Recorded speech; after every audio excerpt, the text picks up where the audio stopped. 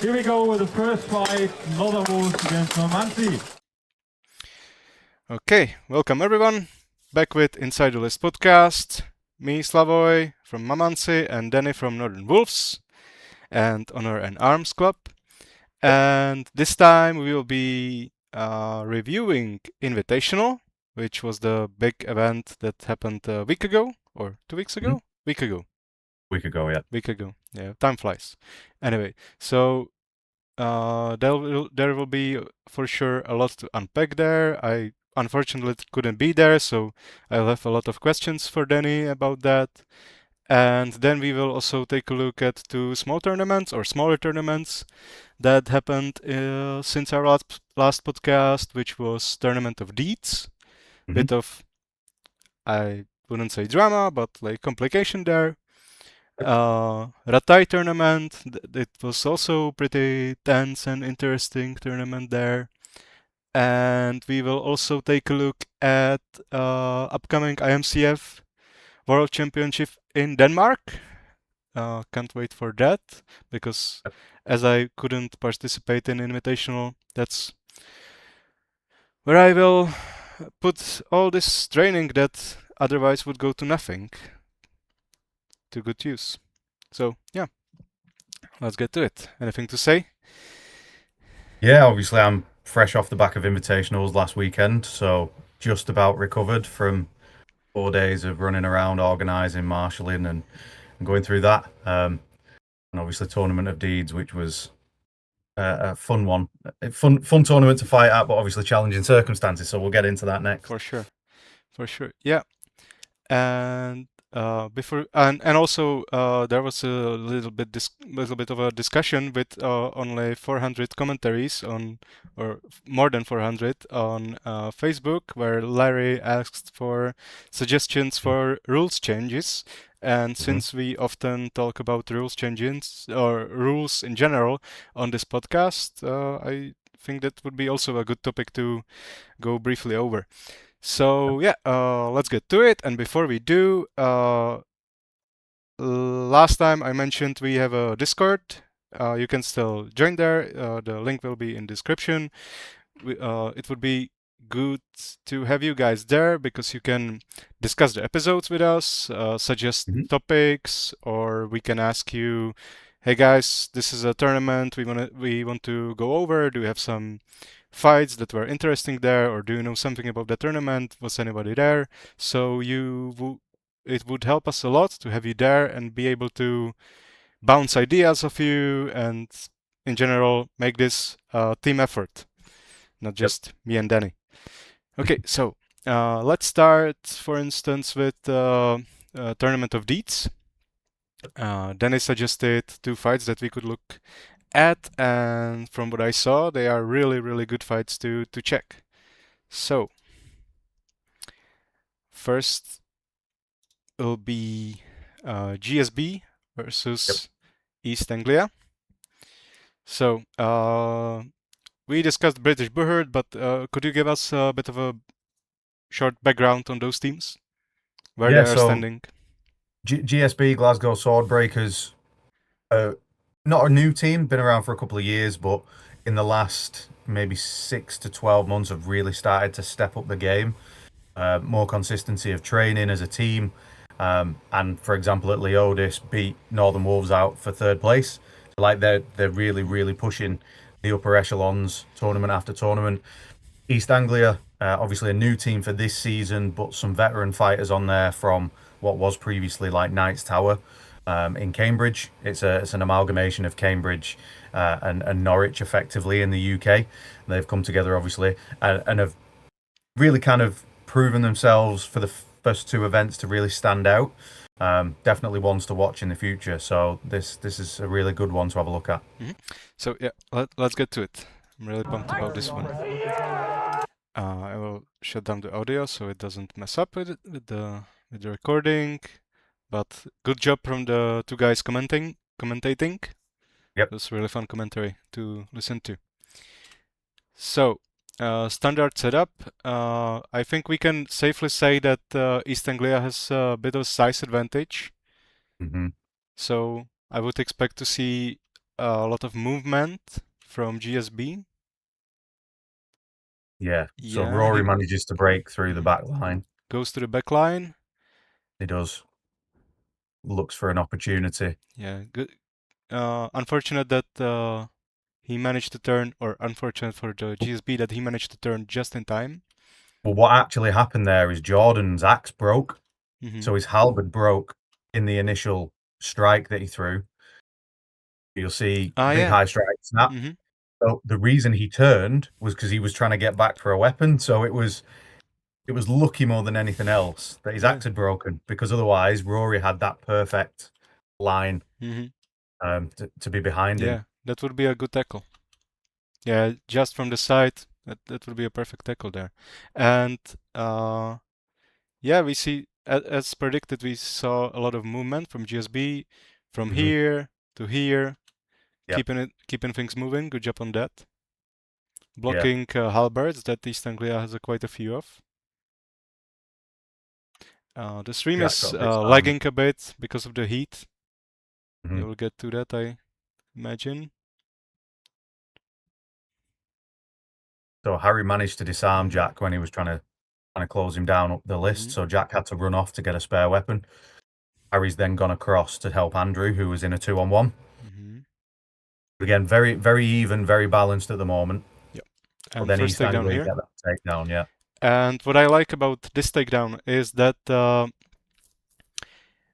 he went for the throw, but he didn't like get it dynamically, but he just got his opponent into a bad position and kept him there and like cooked him in that position until he couldn't like stand no more.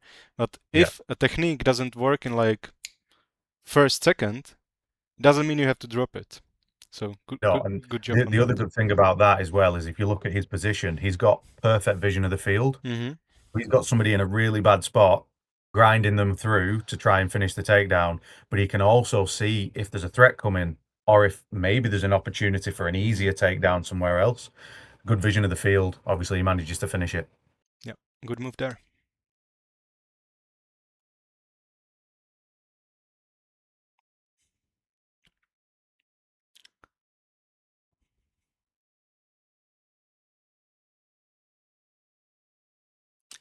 And this was also really nice takedown and really great move on East Anglia part. So he, what I see him doing is he blocked his vision and pushed his head out, rotated him, got him to a position where he can. It's blocked by commentators, but you can easily get foot behind his leg, and use the arm as a leverage. So it was that's Ben. Ben's, was in UK2 at the BI World Championships last year. Big proponent, obviously, of training for us was the hump and bump, which most people know. But he manages to get that in transition. Obviously turned him into it and then hit it pretty clean. But then he got taken down by the GSB fighter. So Harry again, really good, strong wrestler, and basically by the same technique, kind of. Yeah, pretty much. So nice and even teams. Good matchup. And probably Watch Your Back was called here because he turned just in the last second. It's also important to listen to your surroundings because your supports are calling out, or teammates are calling out danger. So good teamwork there.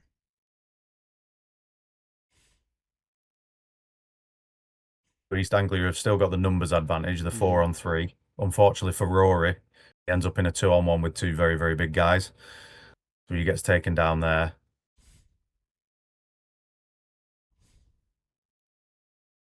A good technique on the head rip, trying to use the falchion. You see him cupping it in the wrist, so he's not grabbing it. It was a good effort.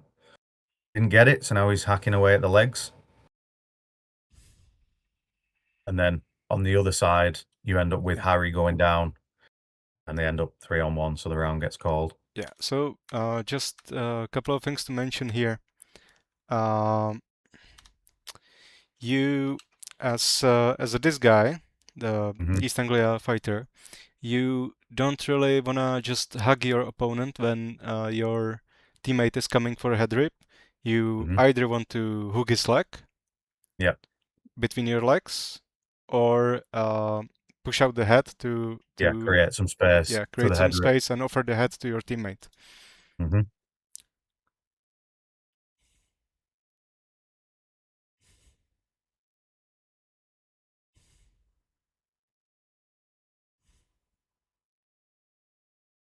And here, the way he threw him was pretty nice, but if he let go on this side with his left arm or left hand, if he would let go of the weapon, he wouldn't go down, which doesn't matter in 3v1 or 4v2, but it's good to try to do it clean every time, so the muscle memory kicks in when it's necessary.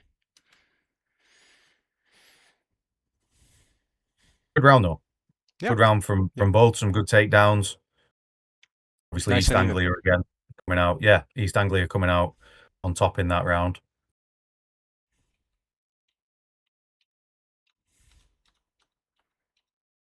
Skipping ahead to the next round.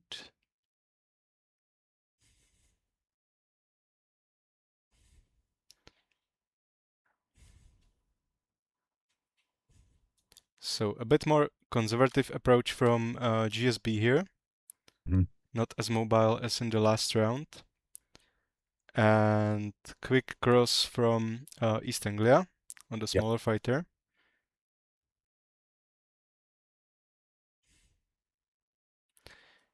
And this wasn't, we talked about this multiple times. If you see that your strikes are not doing much and your mate is in trouble, you always want to switch it up and ideally go help your mate before trying to get a takedown yourself. Because like, what are you gonna do here? Yeah, you can chop him up, of course, but as we saw, it isn't working. You cannot go for a head rip because your mate is using that as a support. So the best option is to circle out, push this guy up so he doesn't take your mate down. So Bart does a good job at just not reacting to those strikes whatsoever. And Rory does a good job getting the head rip. He's become very, very sneaky at that. You've got to watch him. But there was a good push there. If you look. And there was also a trip into that push. That was a low kick. Yeah.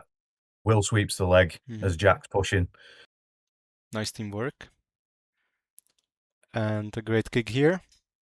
Yeah, that was a very good kick from Will. The list was pretty high, so I imagine shorter fighters were not too happy about that. There was a couple of issues on the day with that side of the list. I don't know whether you can see it, but it kept moving a little bit. Some of the fixings came out and it had to be repaired and then fixed again. So there were a few issues. Right.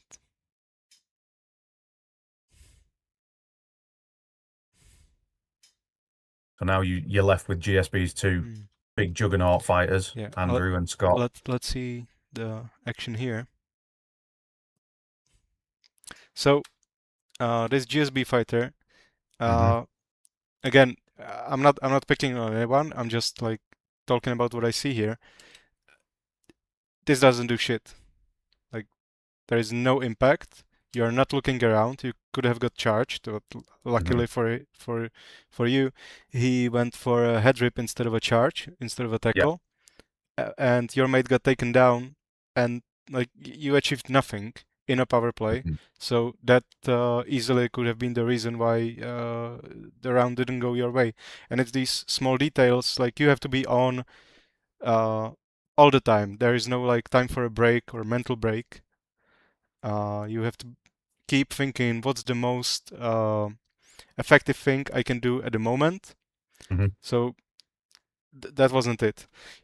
So what he could have done is help his mate up, or grab a leg here, so his mate is pulling on the head, and he cannot advance because you are holding his leg.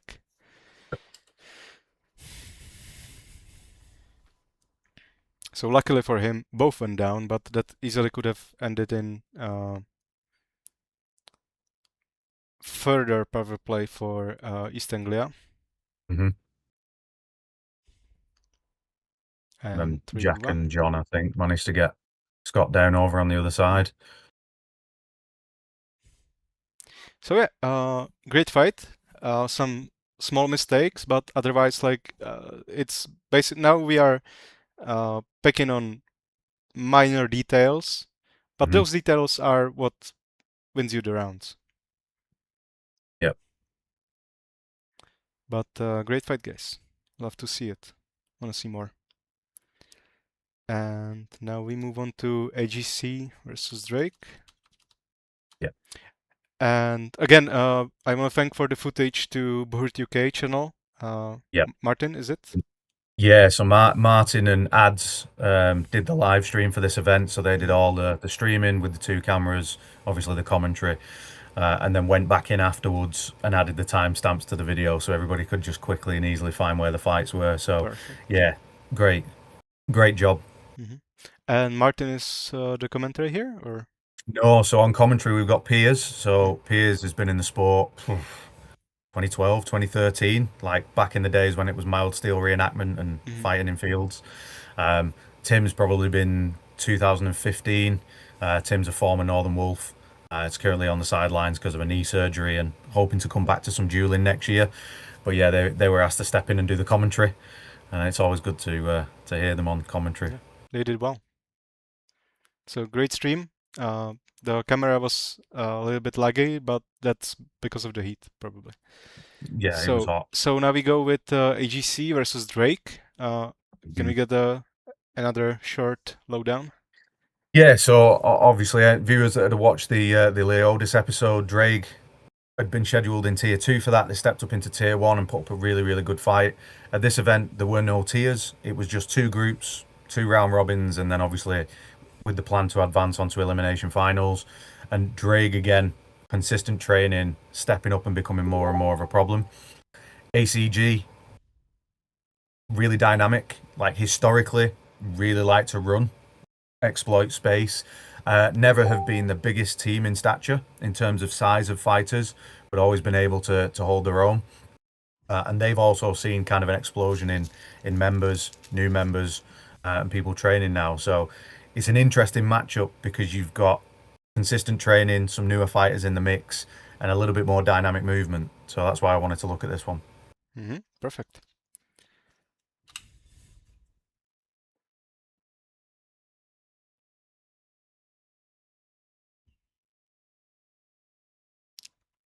So nothing crazy at the start. We have a big gap here that centers or number 2s can use to go around.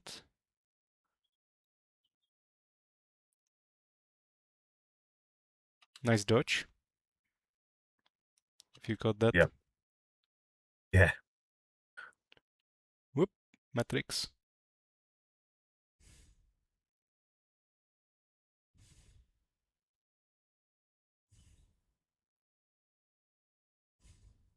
Larko gets a very, very good takedown there. Probably just obscured by the pair wrestling on the rail. Yeah. They were trying techniques all the time. Yep. Laco probably a bit more. Is he Slovakian? Yes. Ah, so that's Laco. And eventually gets him. Nice.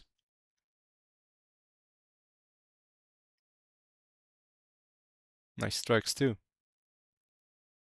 Yeah, he's recently switched over to using a long axe. No, not anymore. Broke it.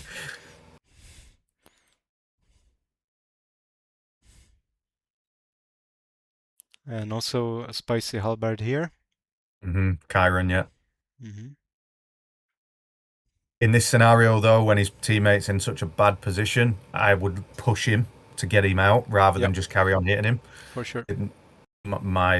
Get in there, put the pressure off, get him off my teammate, and then step back and start wailing away again. And he's also, good job surviving on Laco, but he kept good vision on the both pairs. Again, not necessarily used it too well, but or as probably the most efficient way he could, but he doesn't watch his back. So that's one detail I would change. Like do 2, 3, 4 strikes and just quickly check what's happening behind you. Yeah. I think we missed a takedown as well at some point because the big halberdier's on the floor in the background. There we go. Let's check that.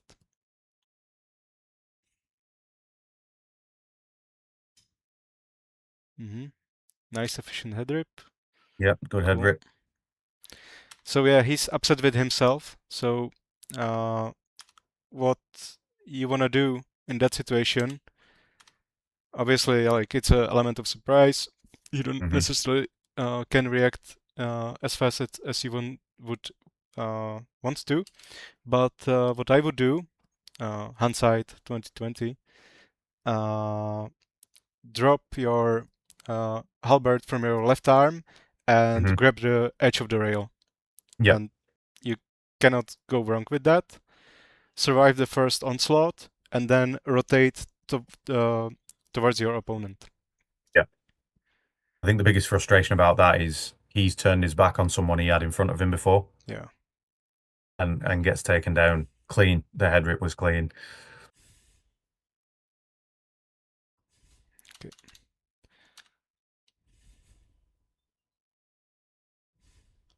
But his teammate is... Oh, that was...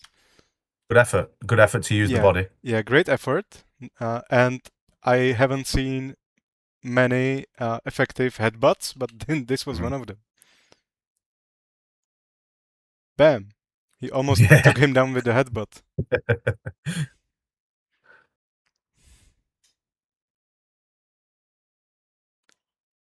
It's important to use your head. But sometimes people take it a little bit literally. That was a good shot there by Larko. Yeah. He felt that one. That was probably on an exposed hip, I would imagine. Yeah. Definitely looked like it was a hip shot.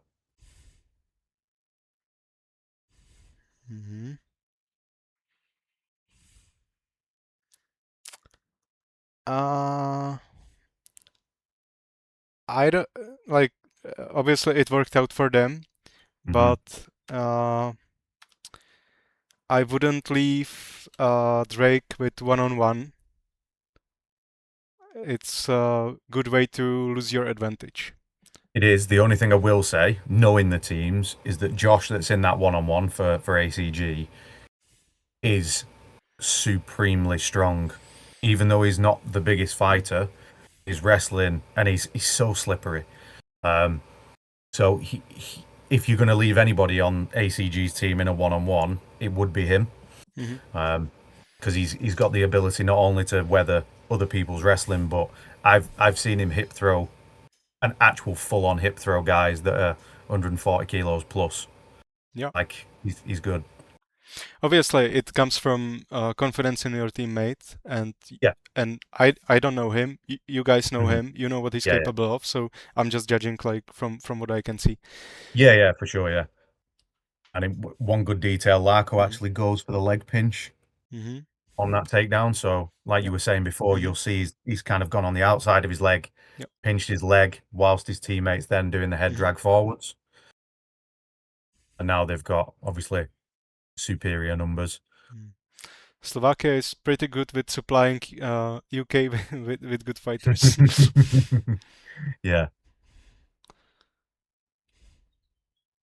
Using the body, nice job. Yep.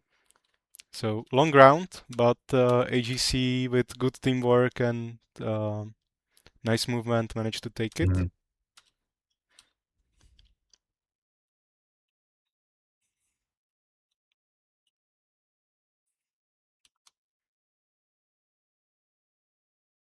So just before we go into the second round, Drake on IMCF will be representing Wales.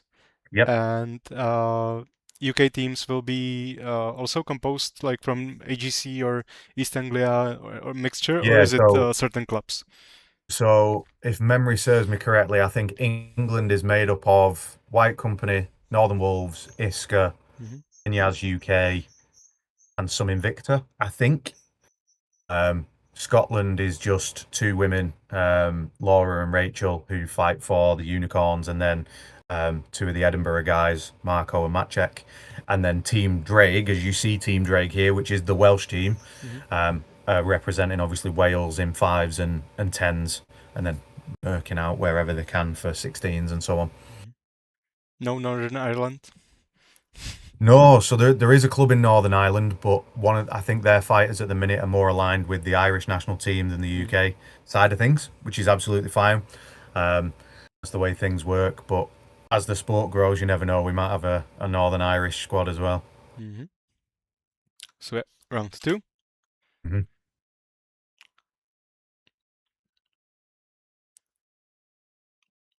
And this is a good move. Good attempt, I like to see is that number 2 from one side charges number 2 of the opponent, and then like pushes him back and quickly turns around to get a head rip on the number 1 that their teammate is occupying. So he attempted that there. Didn't work out, unfortunately. Yeah, not quite. But again, a good effort. But it was a good idea to try. 2 very fast good guys. Yeah, Larko was lucky there. Was that Larko? Yeah. I think it was Larko. There's been a takedown over takedown on AGC here. Good underhook throw. Yeah, that was a good slip too. So. Oh, then he falls over. That's like those are details that lose you rounds. And or maybe he uses some dark magic. but it was a good idea to switch sides, because one his opponent there is pinched in a corner, so that would take some time to get him out of there, and always you want to neutralize the biggest threat, and maybe there is some other threat, but if you don't necessarily know about any other, it's the one you want to go for is the guy with the big halberd. Yeah. So good decision making. Just catches his feet on the uneven ground. Yeah, tie your laces.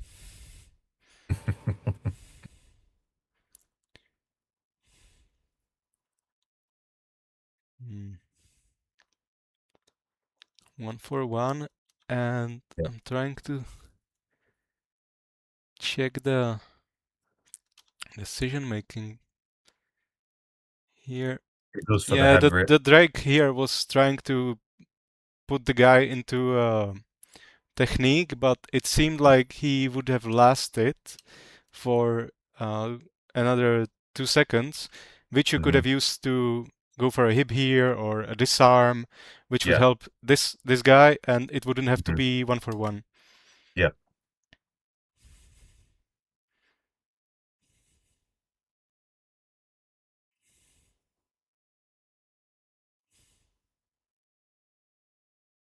But cooperation is never a bad choice. Almost had him there with a good slip. That was a good attempt. Larko's got very good feet. He did get disarmed though in that exchange.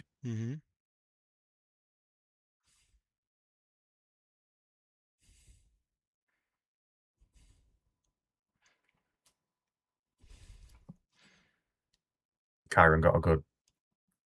Yeah, it seems also like he used bodies for that. Yeah. Can't really see that in this angle. Another disarm.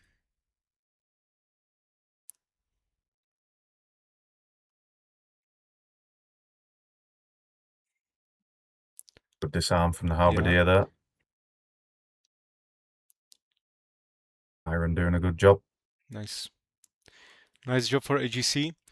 And that was also what we talked about, I remember, in Australian episode, If you are a halberdier, your teammate is not able to rotate your opponent so you can strike him in the back or on the hips, go for a disarm. There is like no reason to try to chop him up differently, because the strikes you can see and you can prepare for are usually not gonna take you down. And before we skip to another tournament and review the results, there is one more thing I wanted to talk about. AGC or GSB AAC. I just remembered, and just give me a second to find it. Yeah, that's here. So this guy here, he has a sidearm and a halberd. He, for whatever reason, drops his sidearm, and then he drops the halberd. Oh, he gets disarmed, yeah. But I don't see how it is made. If you watch, Harry punches it out of his hand. So watch Harry's hand. Oh, yeah, that's smart. So Nice. Harry still punched it out of his hand, and then he ran off. I didn't notice that. That and makes then Harry sense. got the same.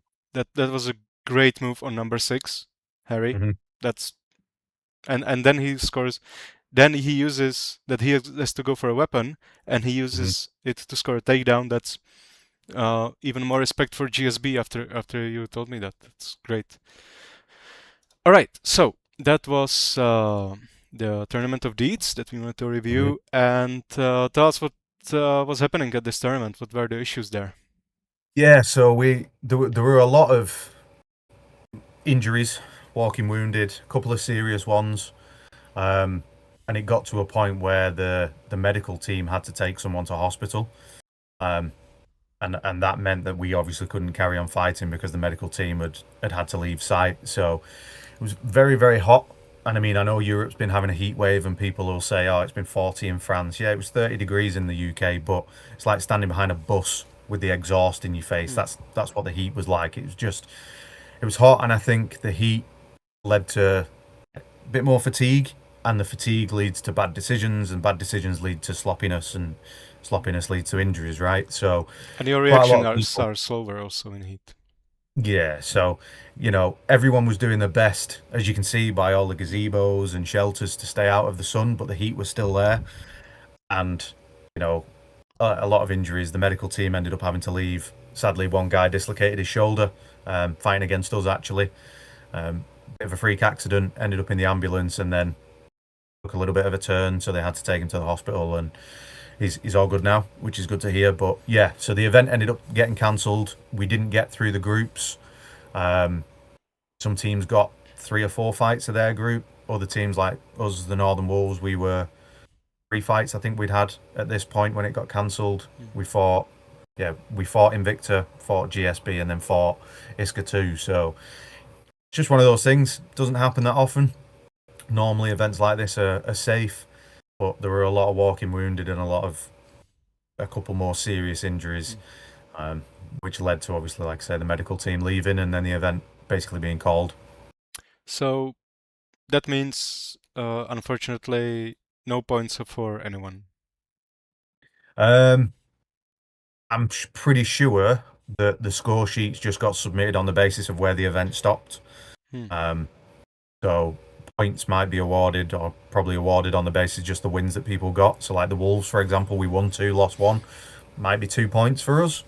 But yeah, the event obviously being cancelled due to the medical side of things is not something that you see every day. Yeah, I can't remember that happening, or at least to me, ever. So yeah, heat sucks. We will now go to check Rattay Tourney. It was also hot as fuck there. Fortunately, it wasn't the biggest heat wave we've had, because like a week after that, I think it was 42 Celsius degrees in shade. So that was even a couple of Celsius more than on Rattay, but it was also hot as fuck, and not as much shade as would be nice. So we had some heat strokes there, more injuries, unfortunately. my team Mamánci, we managed to get the gold there, but we've had 3 injuries, which added up to another injuries that we had before that, which resulted in us not being able to participate in Invitational, which I was trying to get the team, or we were trying to get there till the last moment, but it didn't work out. I was really I don't like throwing that word around willy-nilly, but depressed about that, because I spent last 6 or so months preparing just for that event. And of course, there were other dropouts which would make the event not what I originally imagined it to be, but still I wanted to get there and show the best we could offer that we prepared for, and it didn't happen. Yeah. So yeah, that sucked. But what I'm trying to get to with this is that there might be a point. It's probably not. We are not there yet in terms of like making it a point of discussion, but eventually we might get there. That we will have to, or at least in Europe. I don't know how the other continents are faring in that terms. We will have to probably have to make a ruling that there will not be tournaments in the 2 hottest months of the year, because it's contributing to injuries, and it brings no benefit. Like, I would be happy to have just this, like, season into 2 parts, spring and autumn. I remember the tournaments being held indoors in indoors arena back in the day in winter, which was also, that was my favorite tournaments. The indoor arenas are perfect for Buhurt tournaments, but I understand it's expensive and hard to organize, so whatever. But like, it's getting dangerous, and Visegrad also had quite a few injuries, and it was hot as hell there too. So I'm not saying, hey, let's ban it now, but we are gonna have to have a discussion, serious discussion about that soon, I think. What would you say? I think it's always a challenge. Obviously, it's a little bit different in the UK because it could be 30 degrees today and it could be raining and 12 degrees tomorrow. Like, the weather is and can be that changeable. I think you're right. I think historically, kind of in Europe, temperatures tend to be high this time of year into June, July, August. And they seem to just be getting hotter every year. I mean, Visegrad was this weekend last year, wasn't it? Pretty much. And it was 36, 37, 38 for the World Championships.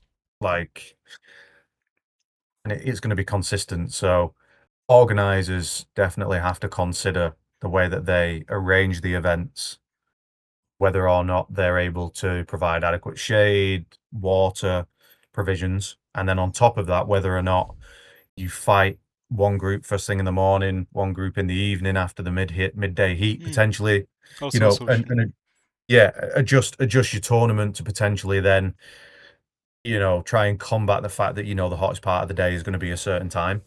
But again, it's challenging really with the amount of events that we have. It really is on the organizers as well to look at it and go, is it suitable for us to be running an event through the entire day in 40 degrees? Yeah, of course, I'm not saying organizers are doing anything No, but anything wrong, like, or out of malice. But sometimes organizers are not fighters, or they don't think it through properly, and that's where the league probably is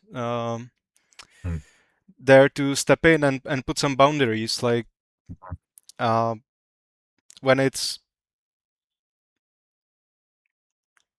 I know organizers can't necessarily always affect the outside factors, but like if you are holding an event in middle of June or July, and the climate is doing what climate is doing now, it's pretty safe to assume that it's gonna be hot as fuck and people are gonna boil in their armors.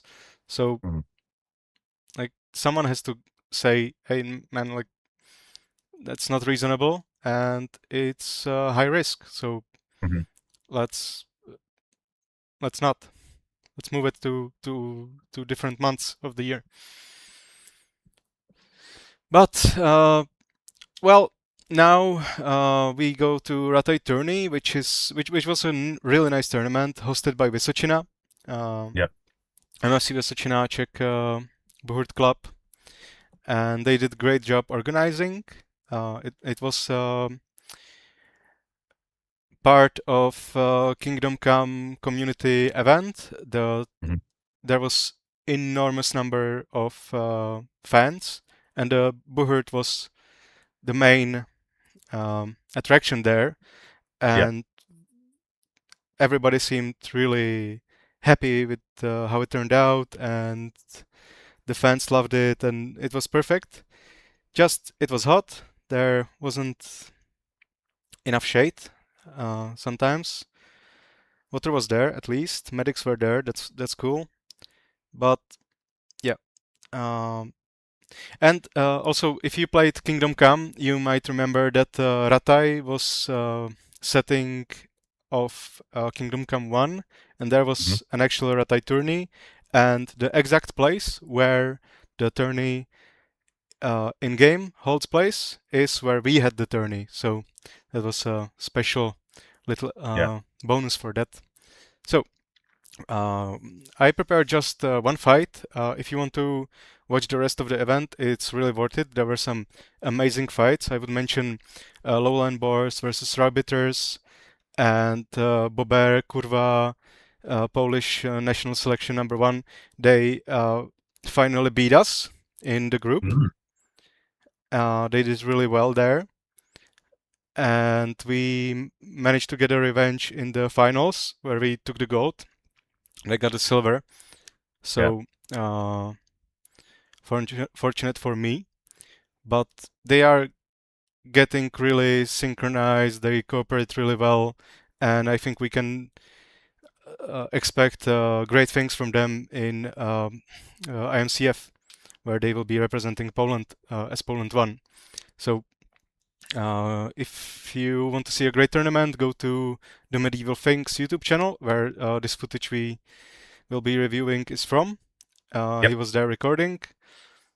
Thank you for that. And watch the tournament and drop him a like, comment, share. He did a great job recording. So, why I want to check fight between Lowland Boars and Prague Trolls. Prague Trolls, obviously great legacy, one of the all-time greats team. Got the bronze medal on World Championship in Libušín. Were part of Czech Lions selection, some of them that got bronze in Visegrad last year. And overall, they just dominated the regions until Mamánci came. And Lowland Boars is a Hungarian team which, if I got my recollection of the scene correctly, is competing with Ferus Lupus about who's the best in Hungary. So it's not it's not absolutely set in stone, but they keep coming to tournaments in Czech Republic and Poland. They just keep coming. They keep showing up. They get their ass handed to them. They shake it off. They go to the next fight like nothing happened. They give it their all every single time. Yeah. And if you do that, you start climbing the scale. You start getting there. And here we see that they finally get to the point where they can challenge the top teams. and they just narrowly lost to the trolls, but they made them work for it like they never before. So Yeah. it's really interesting to watch their progress. Mhm. So there is a stream on Facebook at MFC Vysočina of the whole event, also alongside the medieval things, but the quality is kind of shit, and it wouldn't look good on the recording, I'm afraid. But the fight went to 4 rounds, and the 4th round is only there, so I will switch to that stream for the 4th round. And sometimes the medieval things guy, he doesn't capture all of the action, just some parts, but he usually gets the most important bits that are happening. So if you want to analyze the fight for yourself some more, there is also option to go on the stream.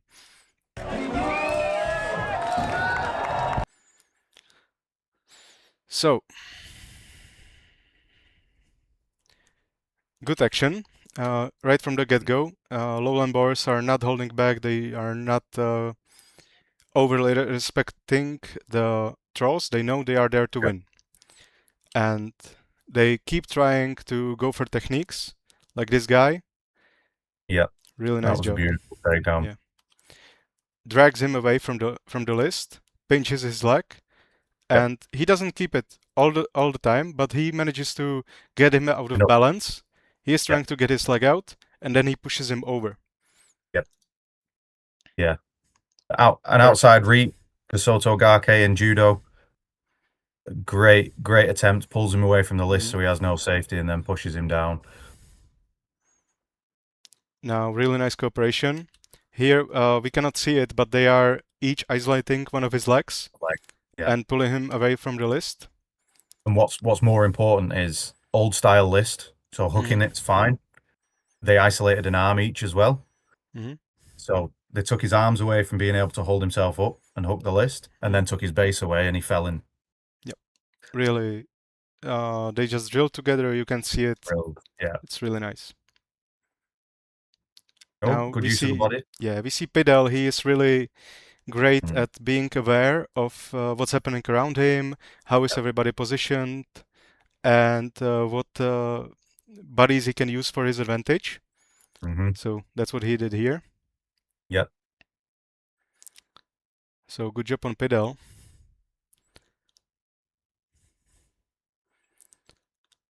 And here they are going for done. They are fighting for the same head for a while. Not the best decision, but they realize it pretty quick and adjust. Yeah.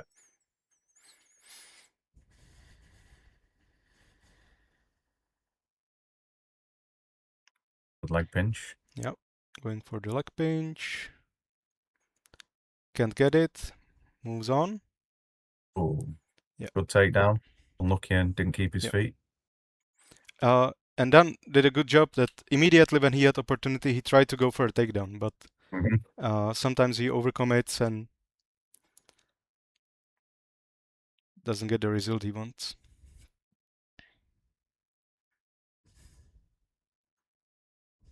Yeah, again, you can see Pidel trying to use the bodies for his advantage. He is also a veteran, so he remembers how to wrestle on this type of list. But they do good job, again, pinching his leg, pulling his arms or legs away, so he goes for a Superman, gets stretched, can't hold with just one arm on the list. So, surprising results for everybody there, I would imagine, to have lowland boars be so dominant in the round 1. But of course, trolls, as veterans, they know how to shake it off, adjust, and go for round 2.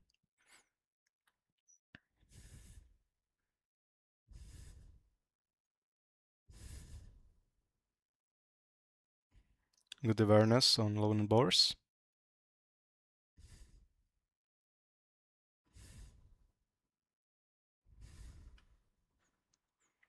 So unfortunately, we cannot see what's happening here.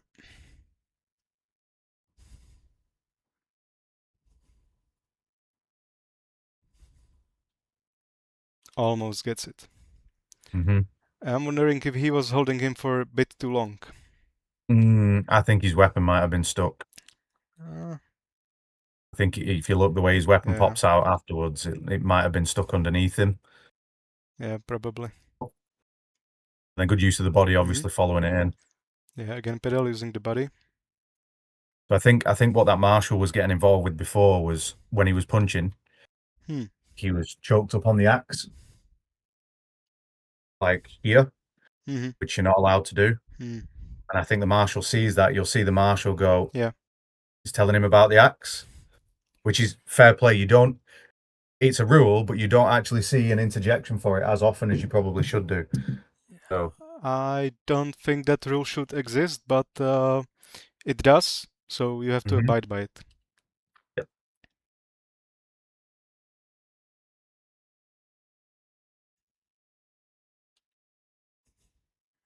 And So, here we see flag. Lowland Boars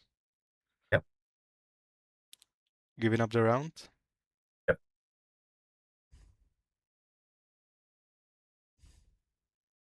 Arguing about something. Yeah, I think they were telling him, tell your fighter to take a knee, but the captain has the right to white flag the round and lose it. You lose it 5-0. Yeah. So, third round.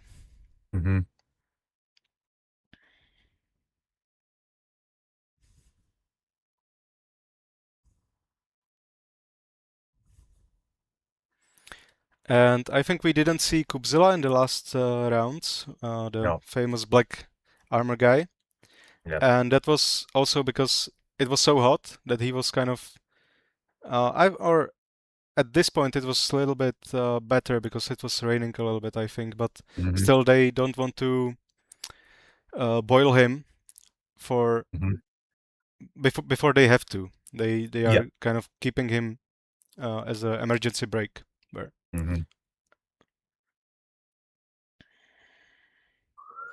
obviously his armor being super protective, but at this weather it functions as a really nice oven. That was a good takedown, but really good vision to exploit that. Yep. Like he sees his teammates in trouble, and he's like, "Yeah, got to make it." Bump. Yep. Really, really good vision. And that's what going to a lot of tournaments and having experience does for you. Yeah. He couldn't. I was unlucky. Yeah, he couldn't stop Kubzilla and lost this footing. Unfortunate.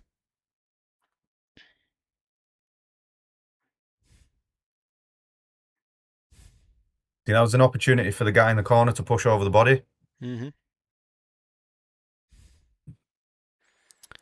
And this is like Kubzilla notices it and goes for punches, but you can see a bit too much of a wrist there, so that was very risky, and something really bad could have happened if he hit him on that wrist.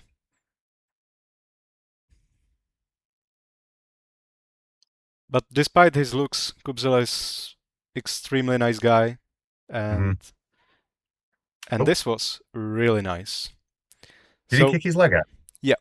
We cannot see it here. It was I could see it on the stream, but basically what Jan Burgerstein, captain of the Prague Trolls, was doing, he was kicking like 5 round kicks in a row.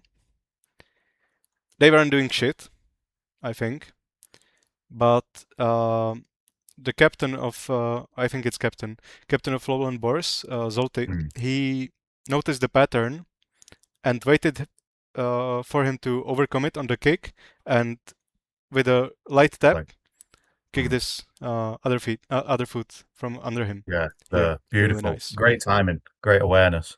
Yeah, he's a great fighter. Despite what you would assume from the helmet. That helmet's seeing something. Yeah.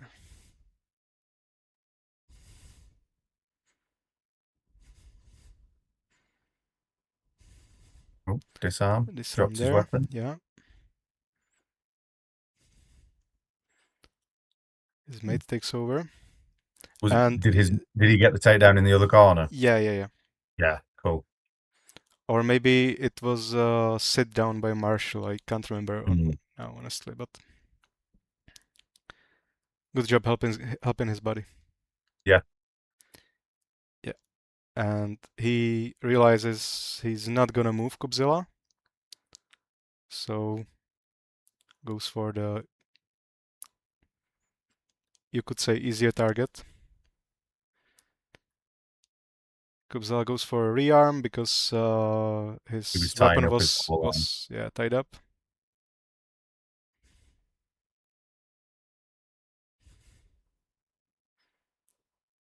Oh. Yeah. Good effort.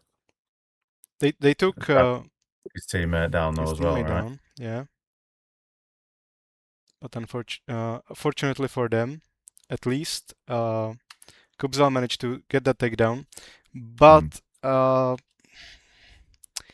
I'm not sure about here is that we can see the Proctoral be downed at this point, and now it's 3-for-1. He isn't down yet for like 1 second, 2 seconds. So, as a marshal, would you wait how that resolved, or would you just say, yeah, Lowell and Bors won? So, it's going to be easy for me to say this, but it depends what is actually happening with his feet and his legs. Yeah. If he's hanging onto the list, but his knees touched in that charge, then technically he's down. Right. And Kubzilla's just following through to make sure that the guy's down. Don't know whether that's the case, obviously, on the opposite angle, but... We can check that here.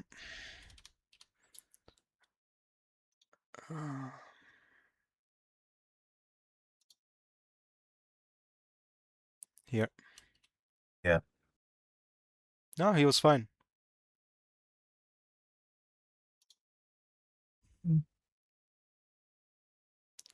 As I said, the quality is not great, but it's possible to see that at least for Split 2 seconds or so, Mm-hmm. he was completely fine. It was 3-for-1. Or 3 versus 1.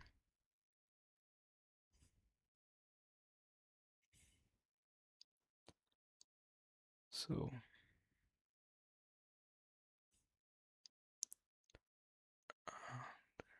yeah, here. Yeah. Gets them down. Yeah, and it was good. I would have stopped the fight there. But I think there's a little bit of a discussion with the marshals actually in the middle. yeah. I mean, these things happen though as well. Things happen in the blink of an eye. Some things get missed. So anyway, the fight continues. And it's no easy task to get Kubzla down from that position. I mean, his armor's so protective. Striking him, the only way you're going to get him down with strikes is if you're hitting him arse cheeks, back of the thigh, areas where it's not going to be fun. Yeah. And then you end unfortunately, up with a big they both go down. Also, could be a little bit argued. But yeah, he was completely leaning on him, so sure. But the marshals ruled that as a draw, so we go for a 4th round. Yeah.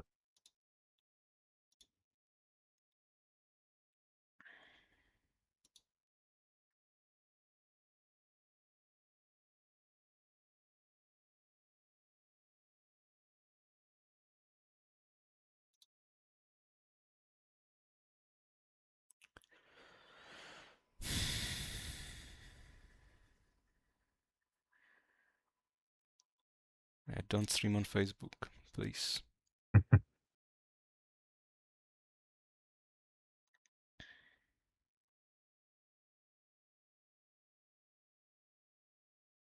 Yeah, Lowland Bars are not happy about that ruling.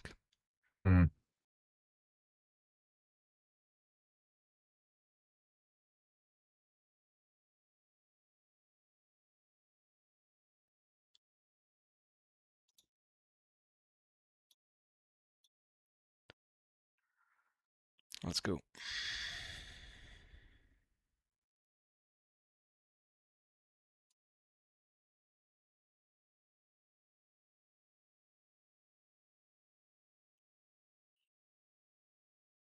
Yeah, unfortunately, you cannot skip by 5 seconds, 5 seconds Yeah. as you can. Or you can now. Okay. Oh, 10 seconds. There we go. That'll Yeah, do. 10 seconds.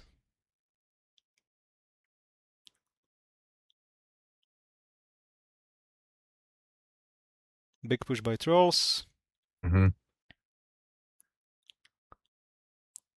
Nice try for a head rip by Lowland Boars, but Big punches. unfortunately don't get it. Tells him again about the axe. Yeah.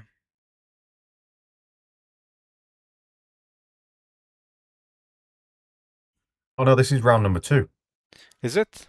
Sorry Yeah. about that. Sorry. No, it's all right. I saw the takedown on the Yeah, other yeah, side yeah. of the list where it looked like he was stuck for a while. Yeah. I'm like, I've seen this before. Yeah, that would be uncanny.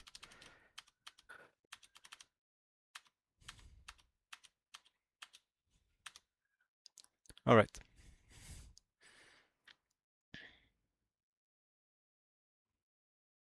Yeah, so Kubzilla's out of this one, isn't he? Yeah. Yeah, he had 2 long rounds. Or 1, I'm sure. maybe. Are you sure this isn't the same round? He's punching him really hard. Marshall comes in. Yes. Maybe something went with the stream then. Because Huh. this is the one where the captain's calling the round off, which was round number Yeah, 2. Where you're completely right. Yeah. Huh. I don't. What? I don't know. Whatever. Okay. regardless. Sorry about that, but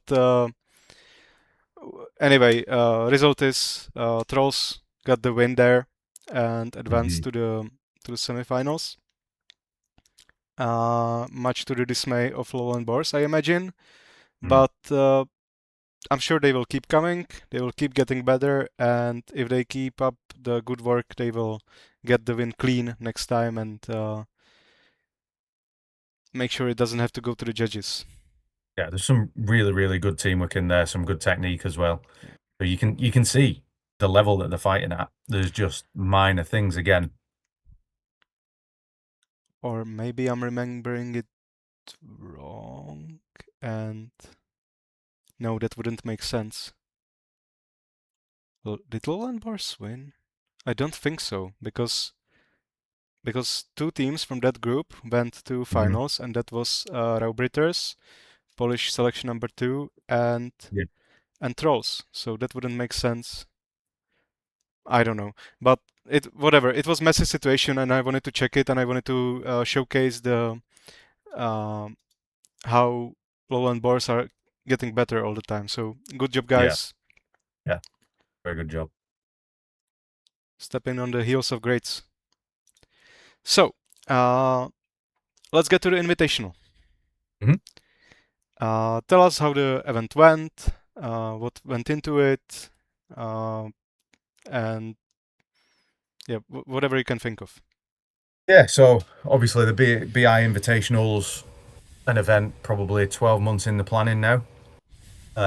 We were partnered with our event hosts, which were the Golden Griffin Company, which are a Romanian kind of medieval reenactment group that are based at Oradea Fortress, and the tourism board Visit Oradea that put the festival on every year. Obviously, as we've kind of touched on, we had duels and we also had Buhurt 5v5s. Quite a few people dropped out for one reason or another. Teams dropped out for one reason or another. But regardless, the event Friday, Saturday, Sunday was, from my position anyway, a really, really well-run event. Really high level of competition with the people that were there. The first time that we've had more female teams in 5 versus 5 than we have the male teams for 5 versus 5. But regardless, the level of fighting and competition was really good, whether it was from obviously the dueling side through to the group side. Yeah. So, do you want to mention the results? Yeah, so let's go off the top of the head. So 5 versus 5, White Company were first, White Company men. The Minutemen from the USA took silver, with Invicta taking bronze. On the women's side, if memory serves me correctly, we had White Company women took first. Mhm. We had Kivutaret from Finland take the silver, and then we had Knyaz UK's women's team take bronze. In the dueling longsword men, I think it was Max Fry from Germany, Nils from France, and who was third? Was it Danny Drobnak? Might have been Danny actually. I can't Could remember. be. Um, Yeah, you summed it up on Reddit, I think. So yeah, we'll let me check not there. do anybody a disservice. If we're going to do it, let's do it right. Mhm. So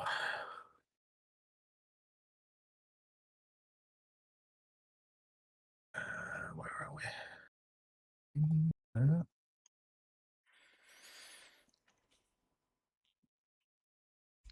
2 seconds.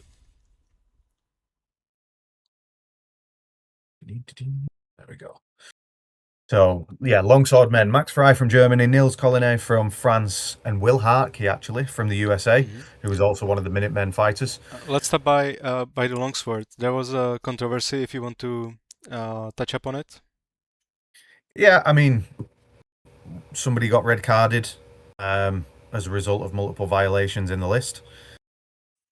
That somebody was Bohumil, which most of our viewers who listen will be familiar with. I was the night marshal, so I was the one that ultimately had to make the decision. It was not a very nice longsword duel to watch from both sides, if I'm being honest. It's not kind of what we strive for, but sadly, conduct in the list, violations of the rules can't be tolerated. Bohumil obviously got red carded. Bohumil and I had multiple discussions afterwards, as I'm sure you can appreciate. And he didn't necessarily agree with the decisions, but he accepted the decisions, which is all I can ask at the end of the day. You might not agree with it, but ultimately the rules are the rules. So yeah, he was red carded from the longsword category. But other than that, there were a few other cards across the weekend, but nothing major, to be honest, outside of that. If I remember correctly, of course, I'm not very well versed in duel rules because I haven't dueled for could be 10 years, 9 years. But you are not allowed to block opponents or like grapple with opponent's sword, which Yeah, is so what was happening. in duels now, you're not allowed to grapple at all. So you're allowed to push with the hands and the arms, but you're not allowed to grapple. You're not allowed to collar tie. You're not allowed to trip. You're not allowed to trap the sword or their arms or anything like that. The rules are designed to be there so that the duel is dynamic. Obviously, the duel is supposed to be about scoring points with the weapon. And yes, whilst you can push and kind of jostle each other around, you're not allowed to grapple, to clinch, to throw. Was this change recent or? So the trapping of the weapon was at the last AGM, so that was last year. So say October, November time. The national organisations voted to put that rule in there. So previously you were allowed to trap the weapon but not grab the weapon. And the national organisations voted to ban trapping the weapon. So all of a sudden it wasn't a game of who could trap the weapon the fastest and score as many points. It was you're not allowed to do it anymore. Clinching, grappling has always been in BI rules something that you're not allowed to do. But that definition has been expanded as people have found ways to kind of blur the line or exploit the rules. So yeah, you're not allowed to grapple, the head, the torso, the limbs of your opponent. You're not allowed to trip or throw your opponent. You're allowed to push them with your hands and your arms. You're not allowed to trap their weapon or anything like that. So, there's a fine line. And obviously at the highest level, people read the rules and try to find where they can exploit the rules. This wasn't a case of that. It was just not the way that you would want a longsword duel to be performed. Right. And as a result, there were multiple violations of the rules that led to Bohumil obviously being red carded. So yeah, it happens. You know, people will break rules or overstep the line, and obviously there are consequences. And that was the consequence for the longsword. But then obviously we had the other categories then for the rest of the dueling. So, Yes, on the women's side, Sorry. okay, no, go on. No, I wanted to say let's keep going with that. Yeah, sorry. Yeah, so on the women's side, the longsword, we had Bruna Longley from the UK take gold. Danny Shawn, who is a USA fighter but now resides in Germany and fights with Sergeant Munchen, took second, and then Julie Aymar from France took third. Again, really high level displays of longsword dueling from all of the women in that category. Polearm men, Bohumil took first, so he took gold. Zhu Yi from China was second, and then Danny Drobnak was third. We didn't have, sadly, female polearm due to dropouts, so that category didn't go ahead on the dueling side, so we only had polearm for the men. Buckler men, so on the men's buckler side, Jake Coles from the UK took first, Adam Banyai from Hungary took second, and then Bohumil was third. On the women's side, Ira Bolshakova from the UK was first, Christine Napolitano from the USA was second, and then Julie Aymar from France was third. And then in the shield categories on the men's side, Antoine Bernal took first, Bohumil Masnichak was second, Max Frey from Germany was third. And then we had on the women's side, Bruna Longley from the UK took first, Virginie Le Chevalier from France took second, and then Ira Bolshakova was third. So yeah, all in all, a really good event. Lots of high-level dueling. Not without its issues, as we've said, but these things happen. Right. I can say that women, this event to me, at least as someone who doesn't necessarily watch too much female Buhurt, it really showcased that the women are there to compete just as hard as men do. Yeah. They put just as much effort, and there were Australian girls that came all the way over, American girls, or women, sorry. So really, props to them. They showcased their side of the sport to the absolute best level they could. So big congratulations to all of them. Obviously, all of the participants, but to me, female Buhurt and female duelists especially stood out in this event. Really great job, guys. Or sorry, women, girls, everybody. Yeah. And of course, huge props also go to the BI side of things. You, Larry, everybody who participated from BI side. Good job on, despite the difficulties, not giving up on the event, pushing through, delivering.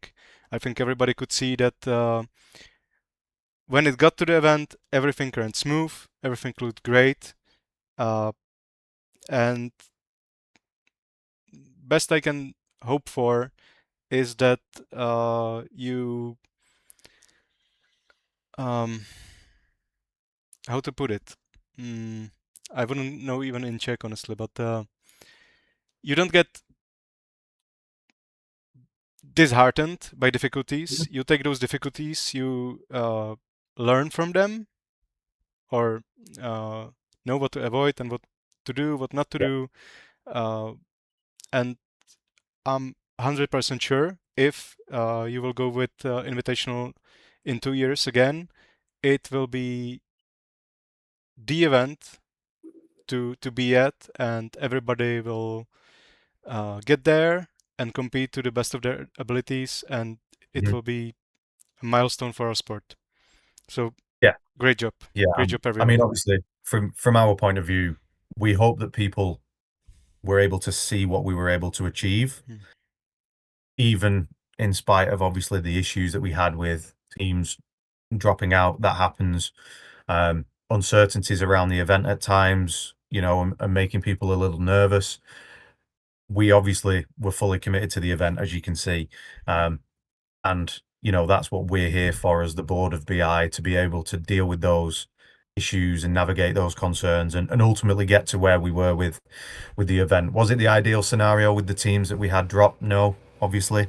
We wanted everyone that had committed and been invited on merit to be able to attend and really show off and show out and put up the sport at the forefront. But regardless of those people, those teams and people not attending, the level of competition was great. The event was great. It ran smoothly. There were no real major issues as far as I'm aware. And I'd like to think that everybody that attended has gone away with good things to say about the event, and then hopefully then that switches people on to thinking about the one in another couple of years' time. So yeah. Thanks to everybody that still had obviously faith in us and stuck with us and turned up and made the event what it was, because it, for me, it was a really good event. Yep. And let's take a look at some of the fights. So first we will take a look at the male fight, White Company versus Minutemen. White Company, no need to introduce, I'm sure.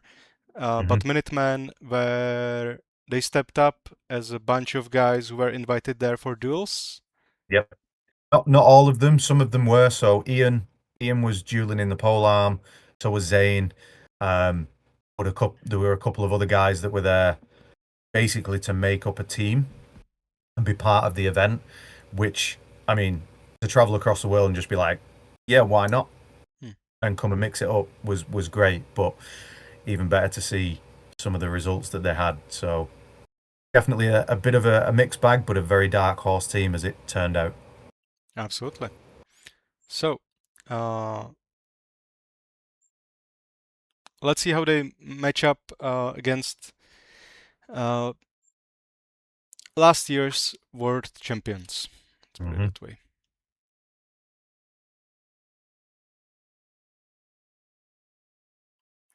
So, push through from White Company. Yep.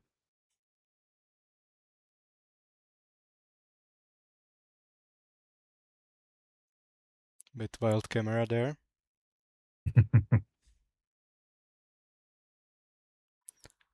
And we see the centers that got to one side. They decided, hey, this is not fun. Let's agree to go and hit someone and not bother each other. Yep. So the Minuteman managed to take advantage of that, and the White Company fighter was maybe a bit too slow to get there, or he was more relaxed than he probably should have been, and trusted his body would manage to hold on. Yeah.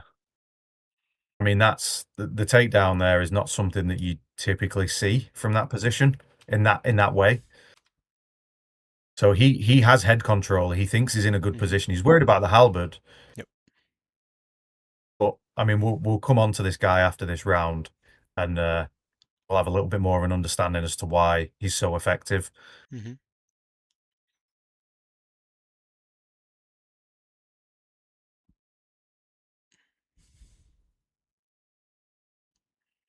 A bit of a train crash.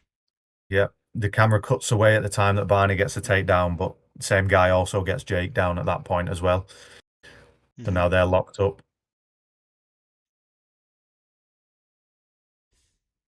And we still have advantage for Minutemen. Yep. So Minutemen have the one man up. Martin decides to cut and run, get across. Probably a bit of an upset, I would say. Yeah. It was, you're looking at it going, okay. Good effort by Ian there to use the body, but Martin just takes the full force into the list.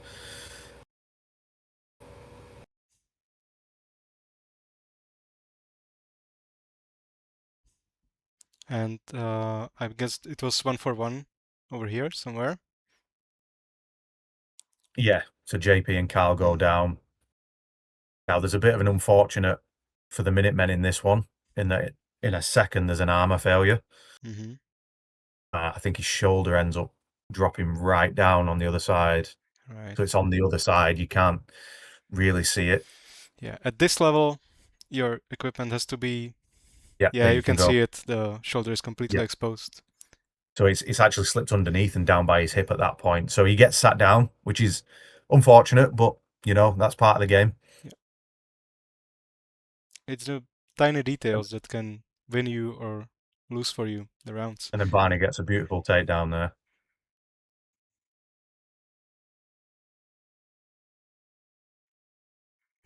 And a lot of wrestling to be had here. Yeah.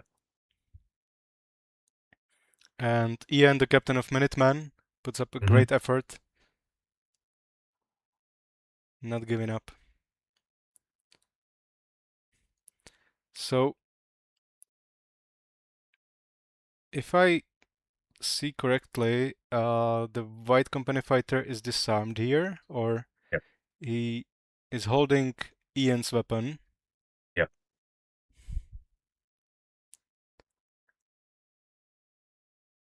And the marshals see it, I imagine. And despite them taking Ian down,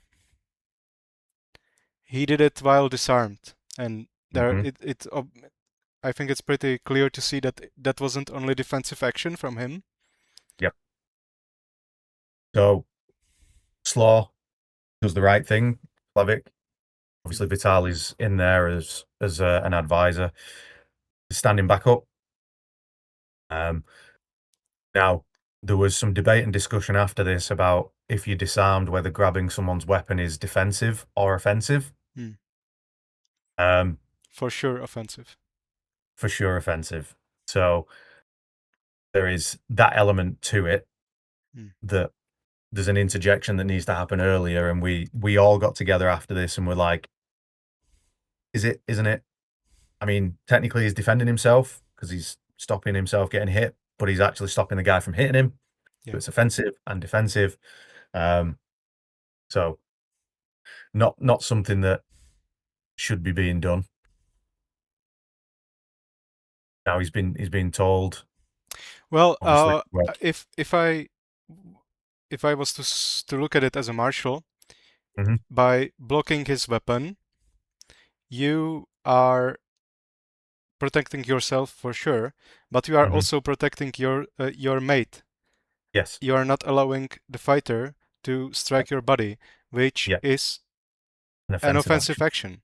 It's not It is. protecting yourself. It's not trying to stand up. It's disabling the fighter, Mhm. and you have no right to disable him. Mhm. You cannot even like hug him and hold him. So that's basically the same thing, just hugging him. You can only try to stay on your feet. That's all you are allowed to do. Yeah. So, yeah, pretty clear ruling, I would say. And here is another controversy. Yes. So you can actually see me over in the background having the discussion with one of the with Slaw. Yeah.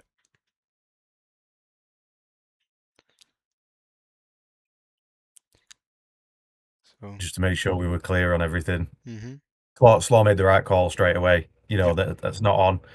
And Reset now. This is sneaky Mm-hmm. and not as obvious. It's obvious from this angle when we're watching it back, but it wasn't as obvious in the moment, and I'll be able to tell you why. So when Slaw's interjecting, he's actually more concerned about a fighter in the corner that's being trampled. Mm-hmm. So his eyes have been watching the guy on the floor effectively get stood on. And in this moment, you're like, hang on a minute. What's happened there? Yeah. So yeah, he handed him his falchion and went for a weapon because he wasn't blocked. His teammate was blocked, and that's illegal by the rules. That you know, we saw it in previous tournaments that we reviewed. Yep. We saw it happen. And yeah, it's against the rules. I don't agree that it should be against the rules. I think that's a prime example of a rule that's there only for the sake of the rule, in my opinion. But Yep. it is an active rule that It is is. written in the rules, and you have to obey by it. You can disagree with it.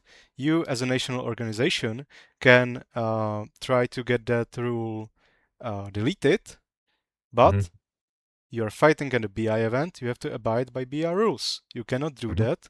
So, in my opinion, some marshals, yeah, of course, you didn't see it. I'm not blaming marshals, but that could have been a complaint, and one of the white company fighters could have been seated. Yeah, or sure. both.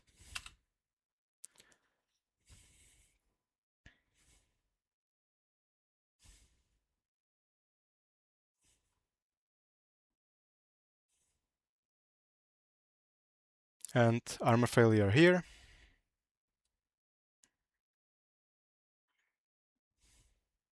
Which wasn't spotted by marshals, but he got taken down anyway, so it doesn't matter.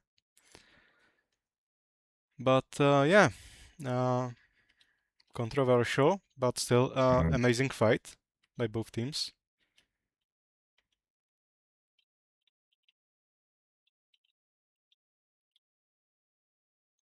And round 2. And it was really unfortunate for Minutemen. Just to mention it again. Just want to clarify something on that as well. So we'll probably come on to the discussion about the rules at the moment. But if someone's taken down by an illegal action, such as Martin holding the weapon and helping him go down while he's disarmed, if that fighter is able to be stood, you stand the fighter back up, you restart the fight, and then you effectively issue a penalty, which is a card. So that's what happened to Martin in that instance. Because people will be going, oh, why wasn't he sat down? The way the rules and the regulations are written is if you take someone down illegally, that fighter can be stood back up to continue the fight. That's the action that we take in the moment, and then we deal with the fighter that did the illegal action with a separate penalty. So we're not double punishing. We're not sitting a guy down and yellow carding him as the rules are written at the moment. I just want to clarify that because there will be people out there going, why wasn't he sat down? Sure, but would the weapon handover be another yellow card?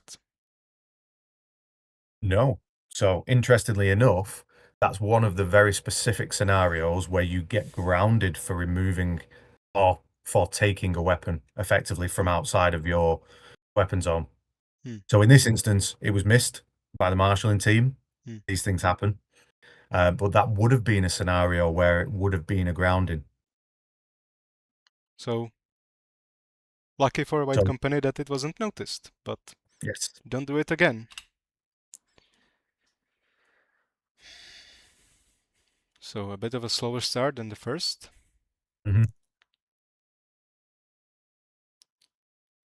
Disarm there.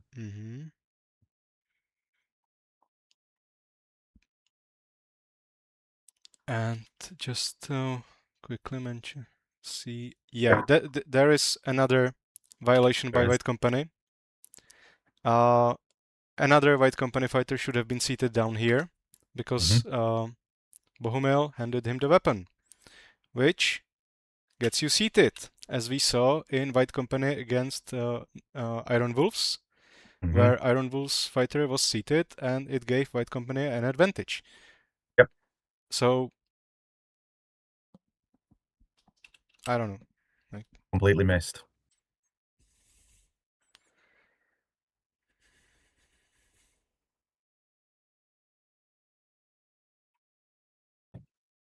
It was a good effort to keep standing, keep fighting, even when you are getting walloped on your ass.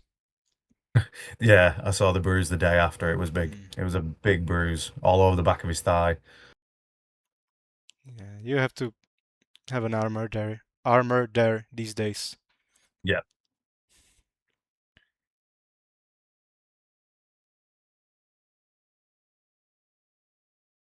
I was unfortunate. He ran in and actually bumped his teammate over. If you watch, he runs in. Yeah. Well, it's unfortunate. Yeah. A little bit of a premature flag there because it was still 2 fighters standing. Yep. 4 on 2, I think. Yeah.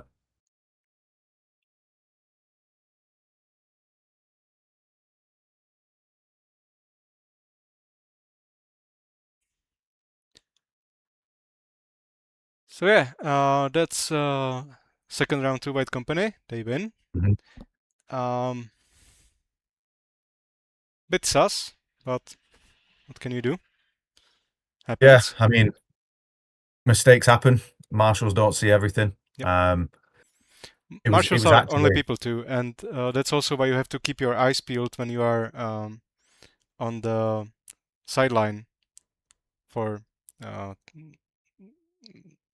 the things that marshals miss, so we can make a complaint. Don't be afraid to use a complaint if you know Yeah. you are in the right. So let's move on to the girls, or the women 5 versus 5. Yeah. And we go with Scandinavian matchup. Mhm. Iron Wolves from Denmark. Yep. Of course, the Iron Wolves, great club, one of the best in the world. And Kivutaret, our Finnish club. Yep. Finnish club. Yep. And I think it's I don't know if it's attached to another male club or if it's a straight pure female club. Because I'm not sure. I'm not sure actually. I know that a couple of the women have partners in other Finnish teams. So, for example, Tina, her partner's in Tavasti Ramigeri. So I don't know. I think it is just a specific Finnish female club. But if I'm wrong, drop it in the comments. Correct us. Yep, please do. And I'm asking that also because I see Satakunta Heraldry here. Heraldry. So let's get to it. And just before we get to it, another thank you to Dusty for the stream and to the guys commentating. It was really well done.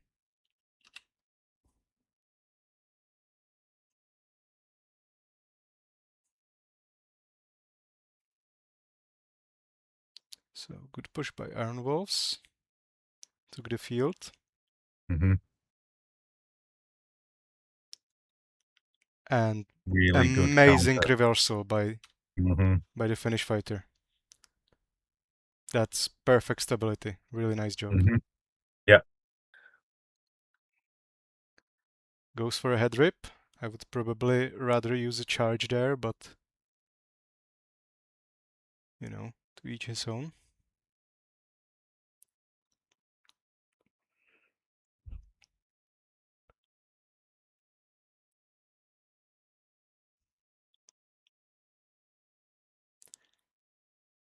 Good job keeping vision on the Finnish halberdier too. Like keeping eye on whatever is happening on the field.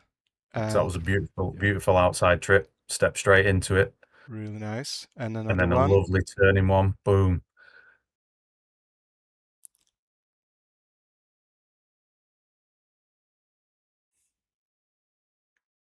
Really nice and even fights.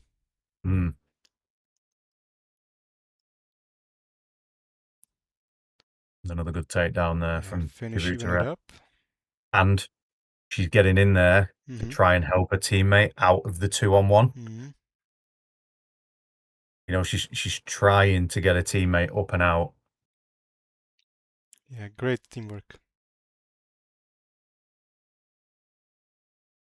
And spots the opportunity for head rip immediately and goes for it, and just perfect. Perfect situation awareness from them.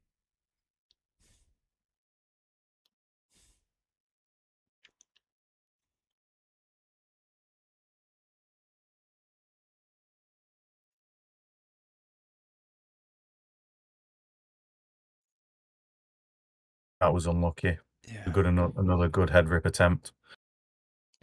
If she let go of the weapon, she would have keep standing probably, but and 1-for-1. But still, that fighter I think was the one that did the 2 takedowns, so 3 Yeah. takedowns in a round.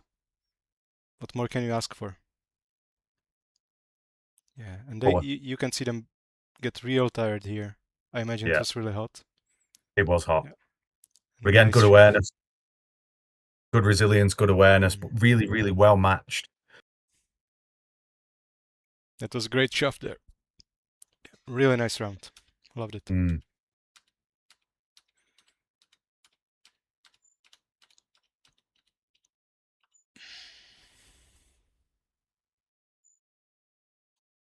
Couple of glitches in the stream. Yeah, day 2, there was a bit of interference, I think. I can't remember whether it was coming from the PA system or what, I'm not sure. Nice circle out from Iron Wolves. Mm-hmm. Unfortunately, couldn't get the head rip there.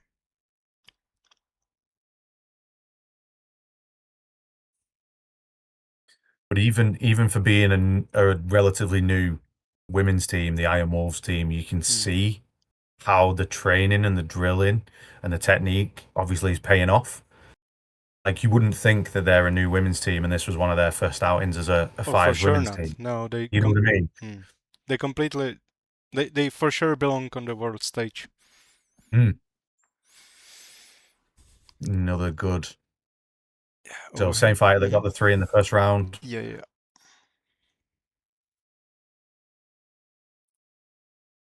Yeah. Props to the coaches, Frederick and Matthias. They were all up in the YouTube comments. Yeah. On the live stream. Yeah, they are super committed. Yeah.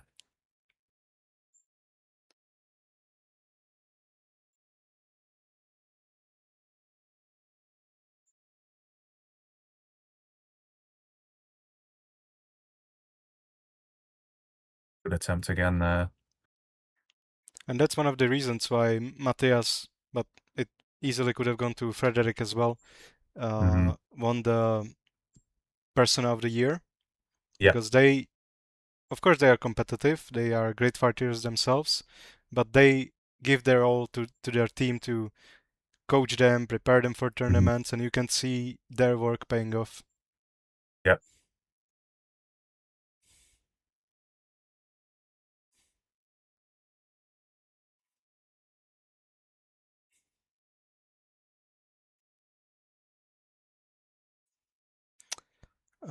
That's a bit too behind the neck for my liking. Yeah, it looks to be from here.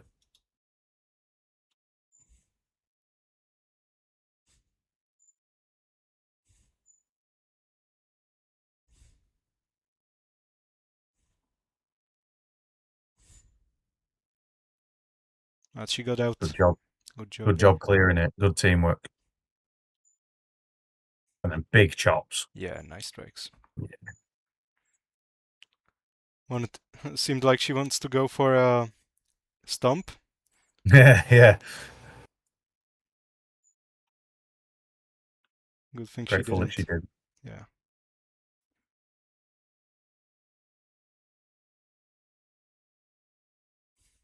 So there's a hold at this point because the Givuteret captain is white flagging the round.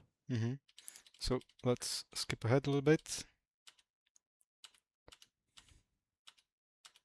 So that's 1-1. Yep. Yeah, super competitive.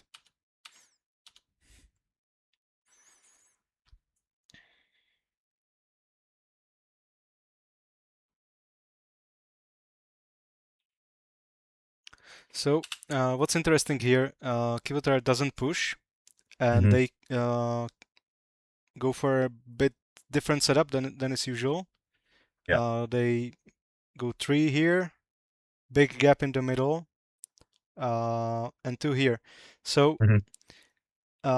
it's actually smart that they do it this way, because if you would push somewhere here or to the middle, and you would leave the big gap here, the Iron Wolf's center can easily get through, and then she has enough space to get some momentum, gather the speed, and charge someone from behind. So it actually makes sense that they stick to their side of the list. I don't know if that was planned, but if it was, great job.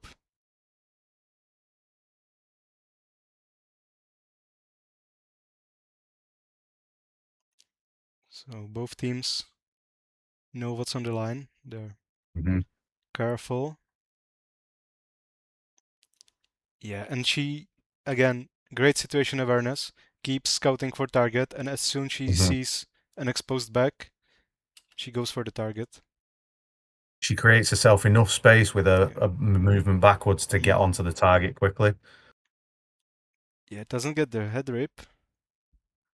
And Iron Wolf Fighter, again, props to her that she is, it seems like she's trying to help her buddy over a takedown, but couldn't save her.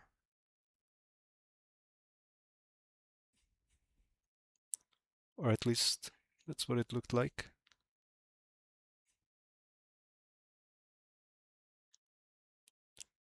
Chop her up. Nah.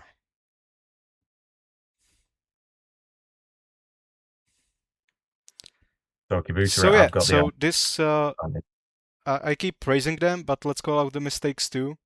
This makes no sense what they are doing, because one is hugging, the other one is pulling head in opposite direction.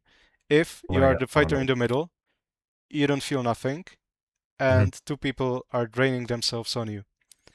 So if you are in this situation, one of you has to go for the legs, or push her head up so she can transition from the body to the head rip. Yeah.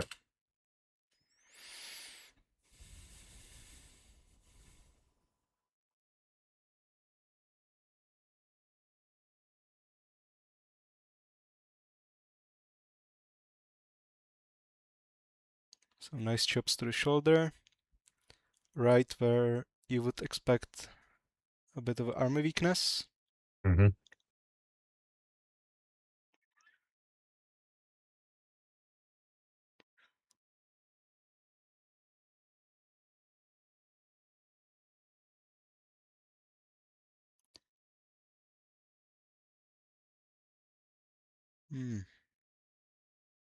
And again, I mean, it's not that big of a mistake here, but she maybe strips the weapon. It was a good attempt at the takedown. Yeah. I would probably try and get something happening here because this is going nowhere. But they eventually managed to separate them and get the takedown. So yeah. Who am I to mansplain? Yeah, that's perfect. Feed the head, block the vision, help your teammate get the head rip. But sadly, she goes down with a. They have to be tired as well. Those are some long rounds. Yeah, and Kivitard get the win. Congratulations to them. That was amazing fight to watch. Like really much respect to all the fighters here. You really showcased female Buhurt to the best level you could. A big shout out as well, obviously, to number 50 on the Iron Wolves, Amanda. She won the most valuable fighter for the female fives category. And I mean, just watching that one fight, you can see why, right? The impact that she had, not only on the takedowns, but also in those situations where she had the awareness to save teammates before trying to make something else happen, was massive. And yeah, she showed up and showed out. She did really well. Absolutely. Congratulations, Amanda. Looking forward to review more of your fights. So, My Company Women against Kunyaz UK, two teams that are very, very familiar with one another. Obviously fight each other regularly over here in the UK. And it's always an interesting matchup to see, you know, where the power play is going to come from. Obviously, we know Jenny is one to watch, always, in the centre. And on Kunyaz's team, you've got Olivia, which is just the anchor of that team, but also Rihanna as well.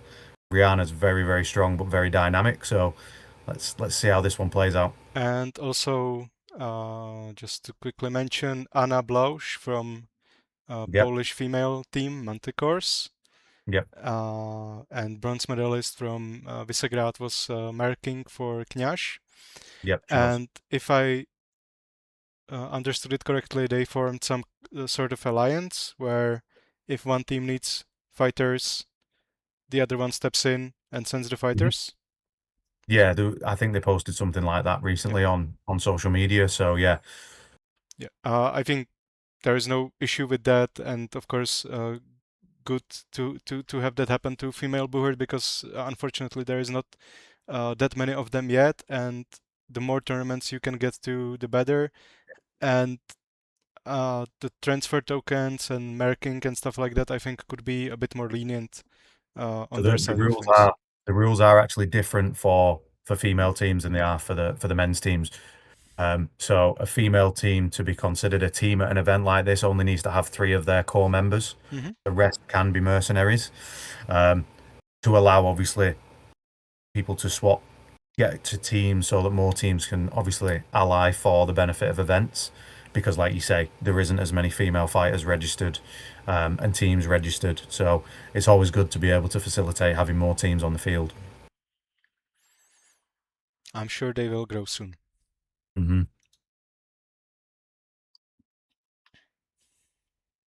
It's a big aggressive push. Yeah, both two of them. That's Mm-hmm.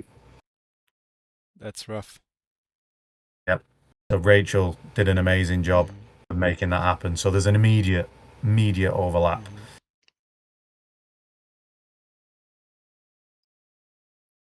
She goes to choose her another target also pretty well. Yep.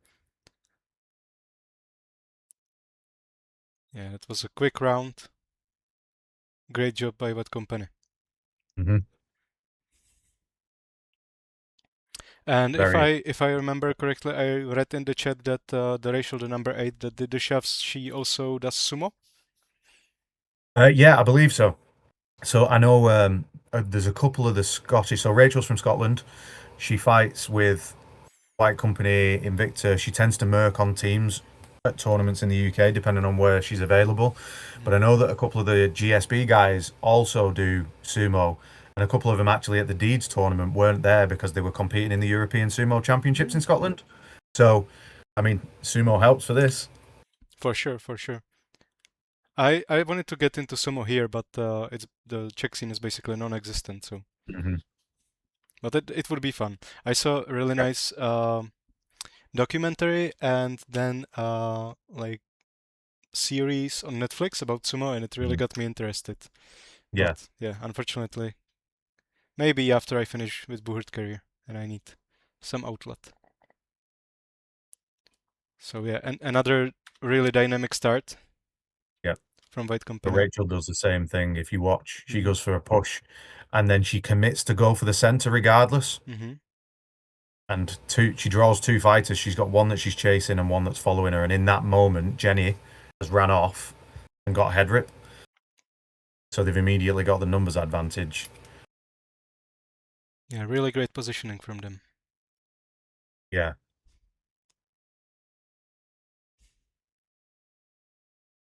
Really good attempt at a takedown there on the list.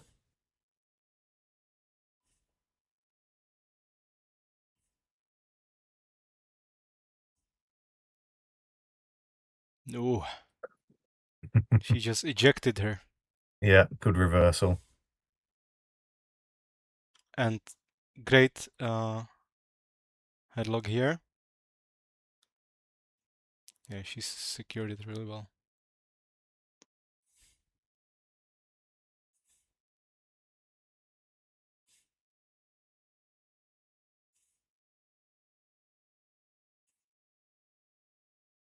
Another good 2v1. Very, very clinical and clean from the White Company women there. As you would Good expect. teamwork.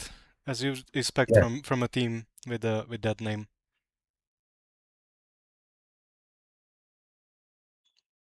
But yeah, good effort from all the women. And that's the fights we wanted to watch from Invitational. Just one thing about female Buhurt. I'm not saying they should do it or like it's more of a question for me. They seem to use, most of them seem to use really bulky armor you would expect to see, or that you see on male Buhurt fighters. Mm-hmm. And to me, it seems like they kind of struggle with it. And when someone gets more of a mobile piece of kit, like for instance Jenny Haybray, that's really well fitted on her. Yeah. She moves like leagues ahead. Of course, it's her training too, but Yeah, of course. but you can see it that the armor is also a big factor there, because she just moves like she has 20 kilos less just on her kit, and it's not limiting her as much. And when you see female fighters with really well fitted armor that's light, that's mobile, they usually tend to have really great success compared to their counterparts. They last longer, they manage to get into techniques and escapes much better. It also applies for male teams, but without trying to be disrespectful, you kind of want some bulk in male categories, because the strikes are harder, without trying to be insultive, and you wouldn't necessarily get away with really well segmented brigantine, because it's smaller plates, less overlap and stuff like that.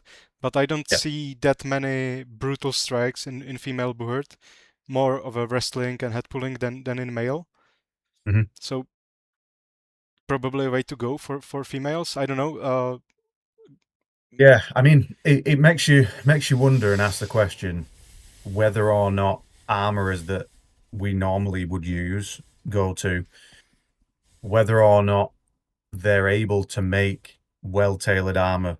Obviously, some armorers are able to, but are they the exception rather than the rule? Because obviously the female form and figure is different in terms of the way brigantines, your brigantine needs to be tailored, the way that the legs need to be made for the figure, comparative to probably men's brigantines, which are pretty well barrel chested most of the time. The barrel chested and pretty straight. Whether that's, is that something that, I don't know, the female fighters actually come across finding well-tailored armor and they have to settle for men's armor, or is it only a few armorers that are able to, you know what I mean? Yeah, I do. I'm also wondering if the factor that it's often second-hand is also playing a role in that, or if they are a couple doing Buhurt, they kind of exchange some parts, share some parts. Could be. Could be, yeah. I don't know. But the point, your point is really, really valid. Obviously, well-fitted armor in any scenario, male or female, makes the way that you can perform significantly better, because you haven't got the limitations of armor binding or catching or anything like that. So, yeah. Well, yeah, but I was just wondering about that. All right. Looking forward to see what they can do at Denmark. We will get to that now. So that's it for Invitational. Again, great event. Props to all the fighters. Looking forward to next one. Yep. And we get to the IMCF pools, which I will be participating in. Please, please. Okay, so let's go over the group categories, because I don't know duelists. I'm sorry. Maybe if you want to, I don't have an issue with that, but I don't have anything to say to that. Yeah, I mean, it depends. If they've got names on, I might know some people, but if it's just countries, They do. I mean, I'm all right. Yeah. Fair enough. If you want, we can go over it. I have no issue with that. But let's go with the groups, and then you can tell me how you're feeling. All right, so let's start with female 3 versus 3. We got 4 groups, 2 advance, and straight away we can see Group A is stacked. Stacked. Yeah, that's probably 3 teams that I would expect to see in the finals, probably, or some of them at least. So obviously I'm rooting for our girls, but they are gonna have it hard. They're gonna have to fight for every single takedown there. Yeah, for sure. That is a stacked group. Obviously I'm rooting for my girls, you know, and all being well, they managed to come through the group, but that's not an easy one. But also, I think whoever advances, I would say will be meeting Denmark and Italy. And it's the number 1 from Group A will be with number 2 from Group B.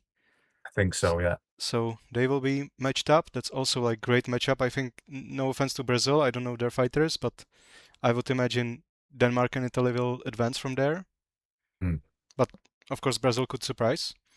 Yeah. And yeah, it's these two groups are murderers row to the finals. Of course, Polish girls, very strong. Germany, Ireland, for sure. Finland, we just saw them fight. Ukrainian girls are legendary. So, very stacked competition, very stacked. Yeah. If you were to bet on one, can be England, for sure. Yeah. Who would you see taking gold or even silver and bronze there? I mean, obviously, I'm biased, but I would like to see England atop the podium. Definitely a podium place for England at minimum. That's safe to assume, I would say. Looking across the other groups, I mean, from what we've just seen, I think Denmark and Finland, potentially. But you can't count out Poland and Ukraine either. I think the only thing that might hold Denmark back potentially is lack of experience, because they've, as a team, the Iron Wolves are relatively new, but they've shown they can hang there. Whether or not that lack of experience impacts them, Ukraine might be held back a little bit by lack of competition in the build-up, potentially. I don't know. But Finland and Poland are definitely strong. So England, I'm going to say England, Finland, and Denmark as a podium, I would have thought. Yeah, I of course want to say Czechia goes for the medals, but again, that's a tough group. It really can go either way. But I expect 2 from Group A, whoever it is, to get the medals. And yeah, I would.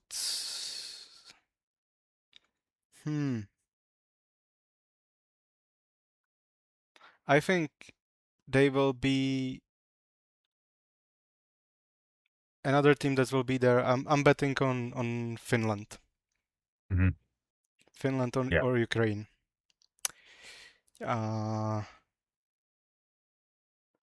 If they put their best there to 3-3, I think it's Finland. They displayed great capability of 1 versus 1 wrestling there, what we just saw. So female 5 versus 5, just 2 groups, and here 4 advance. Yeah. So just to go a bit faster, I think that's gonna be Poland, USA advancing, Czechia advancing, and toss-up between Brazil and Germany. And from Group B, England, USA, Denmark, Finland, right? Yeah. That would be what I would think.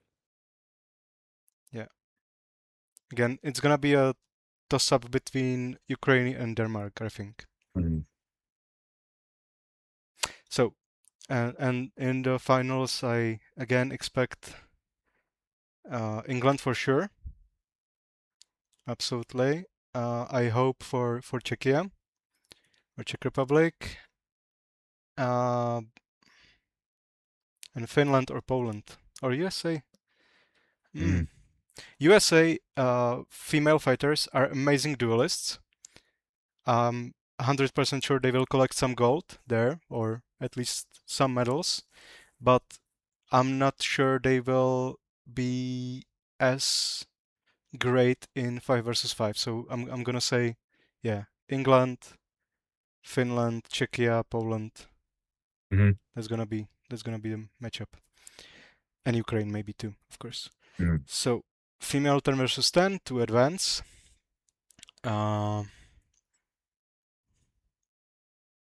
Yeah, Poland, Ukraine, Denmark, Finland. Yeah. Although Italy fielding a full team could be to their advantage too.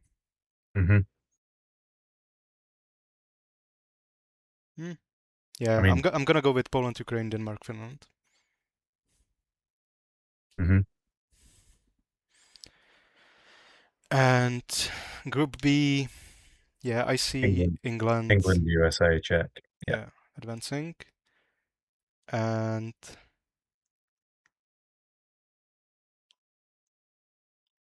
I could see Poland, Ukraine, and USA, Czechia going for gold because they are all gonna offer their best fighters from those selections. But then you have Denmark and Finland together, so yeah. And that English team are the current 12 versus 12 BI World Champions. True. So, you know, it's going to be it's interesting. It's stacked. Yeah. And again, I'm excited for the female fights across the board. Like we've just seen a cross section and reviewed, you know, some of the teams that are going to be here representing on a national basis. Like it's going to be good.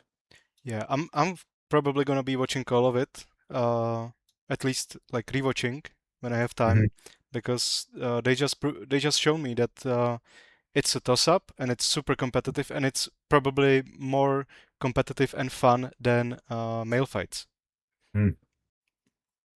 Anybody can take it. It's not given like. Oh yeah, yeah. I mean, obviously we've got our biases from our national point of view, but in terms of actual objective view on competition, there's so many, like you say, toss a coin potential fights in there. It'd be good to see how it plays out. Yeah, for sure. I have some bias, but I wouldn't say it's like as much of a national bias. I'm not much of a nationalist, honestly, but I know that Czech team has some absolute killers. Namely, all of them are great, and some of them are new, very new, but there are some star fighters that shouldn't be underestimated. Yeah, and they can turn the fight just like that by themselves, and they did in the past. So yeah, it's gonna be very fun and competitive to watch. Sure. So the golden category, male 5 versus 5. Here I would point out Group A. Group A Poland is 1. Yeah, Group A is super competitive. Netherlands 1, is that going to be Lions of Steel? Pretty much. I would imagine so, yeah.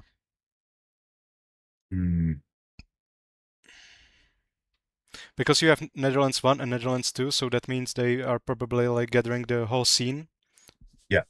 So even if there were some, I don't know, but if there were some teams that were like split, one is IMCF, one is BI, they are gonna be put together here, and so I would imagine that has to be Lions of Steel 1. So Group A is gonna be very competitive. And I don't know, because in the past, obviously Ukraine was the team to win everything. They were toe to toe with Russia, but obviously because of what's happening, they cannot send their or as easily they cannot send their males outside of the country. So it really depends who will come. But if I saw correctly, there might be some members of the old school Aina Bera. Yeah. So that could be a really huge underdog. Yeah. I think Poland won, and then depending on who turns up, Ukraine or the Netherlands in Group A. Yeah. Not discounting Denmark too, but I just think the other 3 teams are potentially stronger. Absolutely. So Yeah, yeah, Poland, for sure. Poland won, but Ukraine and Netherlands kind of like 50-50. Of course, I'm kind of rooting for Poland. They are great guys. We allied with them in the past, and we see each other on the tournaments multiple times a year. Just this year, I think I saw them, or I fought them 4 times. And yeah, they are great bunch of guys. But but at some tournament, like they have their, they are not probably as consistent as they would like to be. Yeah. So it really depends how they turn up. So Group B, that's me fighting there, and honestly, without being cocky, I think we are gonna win that group pretty dominantly. Get 1 England 2. I mean, I don't know much about the Quebec team or the Canada team, if I'm being fair, but I do know the people on England 2. I think they've got a good shot at qualifying from that group. Would be my pick too, for sure. But yeah, we got pretty lucky with the draw, without being disrespectful. So I'm curious who will we see in the playoff. And then Group C, Ukraine 2, again, depends who will come. China also depends who will come. Spain, broken record, depends who will come. Yeah, I mean, if I'm looking at the group, I would think potentially Czech 2 Spain. Could be. But that's definitely one of the wide open groups. I don't see a particular standout in that group where I'm like, oh yeah, they should definitely get through. Yeah. Well, whoever will get out of that group, I do not envy them, because they will be matched up either with Dragoons or Iron Wolves. What about Wales are going to storm that group? That's a hard group for Wales. That's a hard group for boys. Of course, I'm cheering for Wales because we will be aligning with them to 16v16. That is a hard group for boys in Wales. Anything can happen, but objectively, even they, I think, realize that is a tall order. Iron Wolves as Denmark 1, I think, and Dragoons as USA 2 are a tall order for anybody. So yeah, my boys from Wales have got a difficult group there. Yeah. At least they will be fresh for 16v16. No. Best of luck, guys. Best of luck. But it's gonna be tough. But I'm sure you will step up to the challenge as you did in Laodis and just go up there, roll the die. Yep. Anything can happen. So Group E, England 1. That will be White Company, I imagine. Mainly.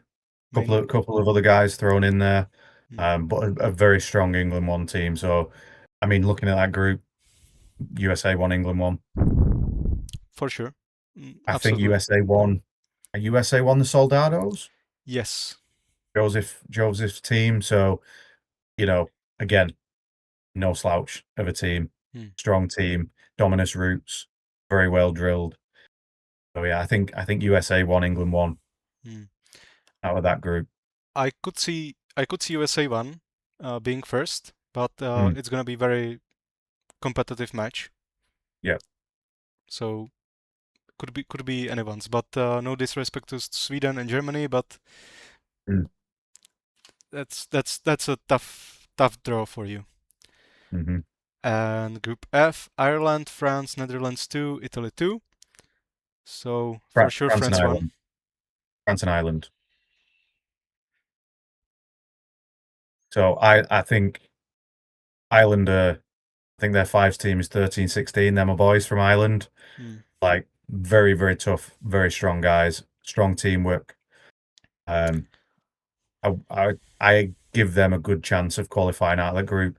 And if they fight the way they can fight, knowing the guys, it could give France a very, very good run for the money as well. Interesting one to watch. I'm gonna go with Italy too. Okay. I don't know what the team is there, but Italy has some very competitive teams. Yeah, for sure. Icarus, Bastards, yeah, and some more. I can't remember from the top of my head the names. Basilisk, yeah. Taurus. I don't know. Well, there is some issue with Italy being affiliated with Magna Carta, so I don't know if they would be very much open to going to IMCF. But I don't know. Depends. But Yeah, I think it's gonna be a toss-up between Italy 2 and Ireland yeah. for the I second give place of Ireland the a good group. shot. Good shot in that group. I'm excited to see how they perform. And Group G is gonna be very competitive, I think. So Germany 1, if I remember correctly from watching their qualifiers, will be Ruhrpott Knights. Sorry. Which is a very, very strong team. Strong in physical terms because they are just ginormous people. Like, they have one small guy and that's it. Like, I don't like fighting them. But I do like fighting them, but it's no fun. Yeah. Yeah, they are very strong. And Canada 1, obviously, if it's the Scalagrims.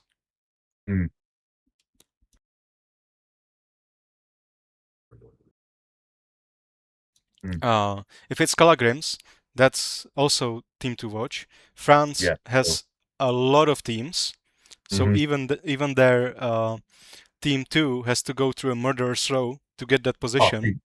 Team 2 will be very, very strong, no doubt. Yeah. And Italy 1, obviously, as we said, good teams there too. So anyone can take this one. Yeah, that's not a clear cut. That's like Group C. Could be anybody's group. Yeah, honestly, absolutely anybody's. Like, I can't pick there. If I had to, I would pick Canada and Germany. Germany probably because I know them the best. Yeah. And I know what to expect from them. But again, anybody's. And the last group, Poland 2, which is Rabbiters, also met them many times. Belgium, depends what Belgium team it will be, but from what I saw recently, the Green Bastards team is doing really well. Yeah. Austria, historically, when Buhurt started in Central Europe, we were very evenly matched with Austria. The old school Heinrich Stefan Wurzian team, Bloodhounds. They were great, but somehow they teetered out and are a great bunch of guys, but the sport kind of ran away from them. So I don't see them getting out of the group. But they are a great bunch of guys. They're gonna be fun, but I don't see them winning that group or getting out of there. I'm seeing Finland and Poland on this one. Getting out of the group. Finland is, a mix of people that we're familiar with. There's some Satakunta guys in there. There's some Tavastia guys in there. Kari, Antti, Timu's on the team, so on. I'm not doubting Finland by no means, but I don't know if Belgium is Green Bastards, they can for sure take Poland too. And I'm really looking forward to that matchup. It's gonna be fun. For sure. And yeah, that's gonna be dynamic. And as for the top 3 places, of course I see myself there. I see England 1 and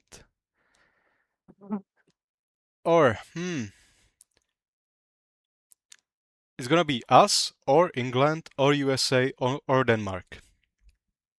It's gonna be very competitive. I mean, cannot rule out Denmark on home soil after But their no chance to rule them out. performances. It'll be interesting to see which USA it potentially is, because there's two very strong USA sides. Yeah.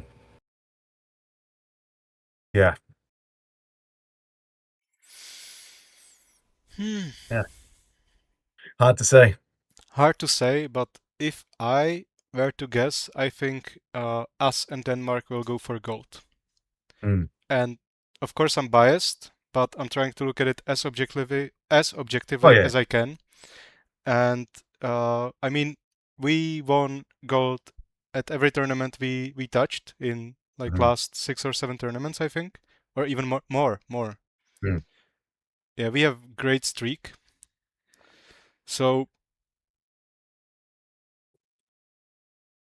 objectively, I think we can take it. Of course,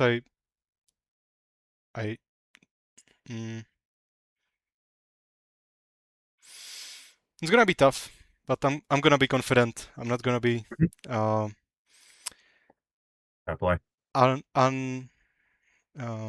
like too humble. I'm gonna say we're gonna take it, and I will see Matthias and Frederick there, and we will shake hands. I will tell them congratulations, and enjoy the fights. Congratulations on taking one white company, but this gold is mine. Sorry. So male 10 versus 10. So a bit of a Scandinavian group here. Only Norway missing, but they are not represented here, as I see. So I mean, Denmark for sure. Denmark and Finland, depends who they bring. Finland, Italy. Finland or Italy. If they were in 5 versus 5 group, Italy and Finland, I would definitely go Finland. But at 10 versus 10, I think Italy is a bit deeper. So it really depends on who Finland brings. Yeah. So Group B. Poland and Czech. Yes. Yes. And again, the Ukraine question is, Ukraine is a question. Who they've got and so on. But just on the face of it, my picks would be Czech and Poland. Yeah, Poland, they sometimes struggle in 5 versus 5. Of course, they won fourth place in Visegrad, but their real strength is the more people you can bring to the field, I think Poland does better. Yeah.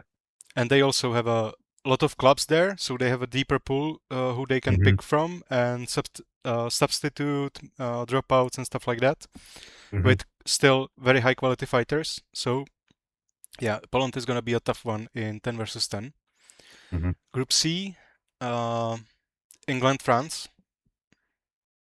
France also, just as Poland, they get stronger with the more people you can bring to the field. Yeah. And it's also gonna depend on how the fighters are after the 5s as well. Yeah. But obviously anything could happen with injuries or whatever. Ireland are not going to be an easy walkover team in the 10s. They'll be there to fight. Netherlands, again, also not an easy walkover team. So it's not an easy group. And Netherlands were part of alliance that won gold in Visegrad. With Denmark and Australia, if I remember correctly. So yeah, very competitive group. Yeah. And very wide alliance in China, Spain, Chile, Germany, Wales, USA. I'm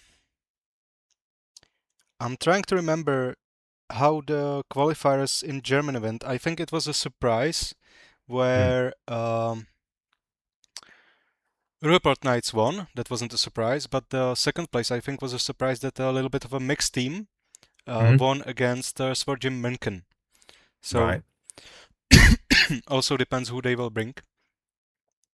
And Wales is a pure Wales 10 versus 10. Yep. Fully homegrown 10 versus 10. Cool. Well, again, they've not got an easy group. I mean, there is no easy groups. Let's face it. Every team's there for a reason and there to fight. But USA, Germany, and a China-Spain alliance as well. I know Chile's in there. That's not going to be an easy one either. I think if we're being objective, you would expect probably USA, Germany. The alliance for China could be a bit of a dark horse, but definitely the USA to top the group. I think no, I think Wales or China can take Germany. Germany will not be as strong in 10 versus 10 as they would be in 5 versus 5, I think. They fight a lot, but they make some tactical mistakes a lot, and tactical mistakes cost you even more in 10 versus 10 and further. So I can see them doing some dumb shit and losing themselves already one fight. Fair enough. So 16 versus 16. My pain in the ass in making alliances, but I will be at least very pumped up. 2 from each group on this one? Yes. Yeah. So Italy, Brazil. That's gonna be interesting, Group A. For sure, England wins, but the second place can't make a bet. Yeah, that's not an easy one. Again, same thing applies. What I said, 10 versus 10. But here, Germany, as they are not allied with anyone, will bring also Svorjim Minken, who are experienced, Rupert, who are very strong, and the surprise skilled fighters that took second place in the qualifiers. So here they could be stronger than in 10 versus 10. So could be England, Germany, in my opinion here. Group B, Poland wins for sure. Second place, Canada, just on the just because they can communicate easier, and they are more used to each other. Yeah. And Group C, Finland, Chile. I see Czechia and France taking that one. Although we had to make Czechia an alliance, so we have some to me unknown parts, but I'm sure it will be my role or our captain's role, but I speak more English, so probably mine, to motivate them, get them pumped up, get the best out of them, and if they can, I think we can go very deep, and even for the medals. But France is gonna be tough fight. They always are in in larger categories, and I have a gripe with them from Visegrad. So I'm looking forward to some frog legs. Yeah,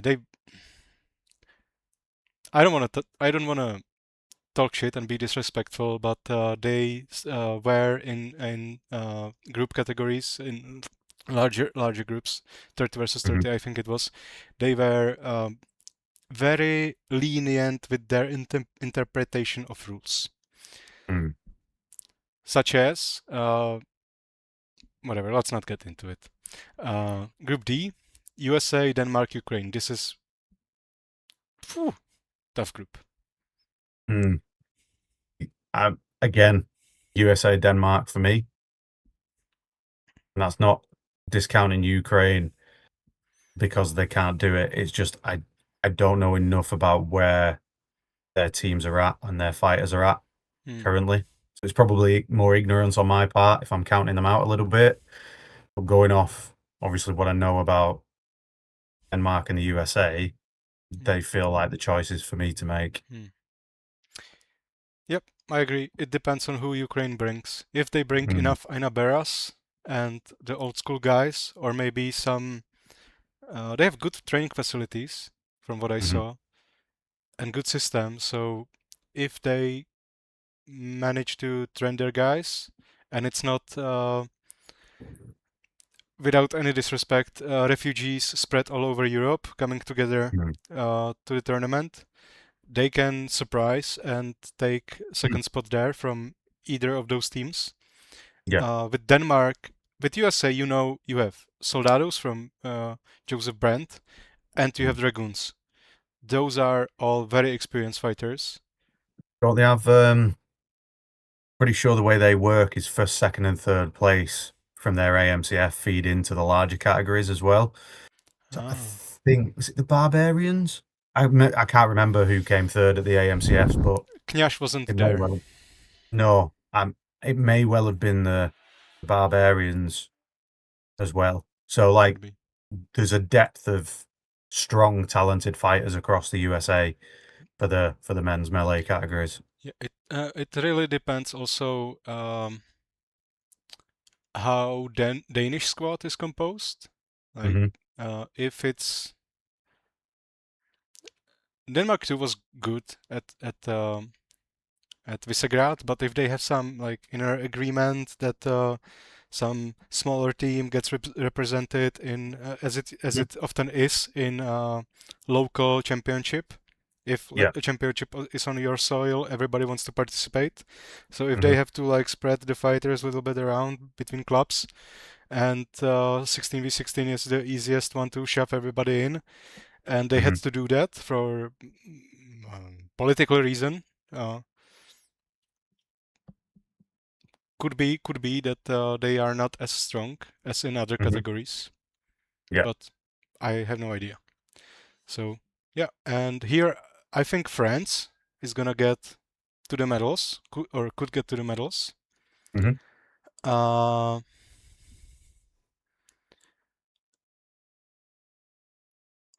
USA, I don't know. What I didn't know about what you just said, their mixture and combinations. So that could hinder them. So they might not get through. England is gonna go for medals, and could be Poland. Poland, yeah. You can never count out Poland when it comes to the larger categories. You know you're in for an absolute war when it's Poland or France in a mass battle category. It's not easy.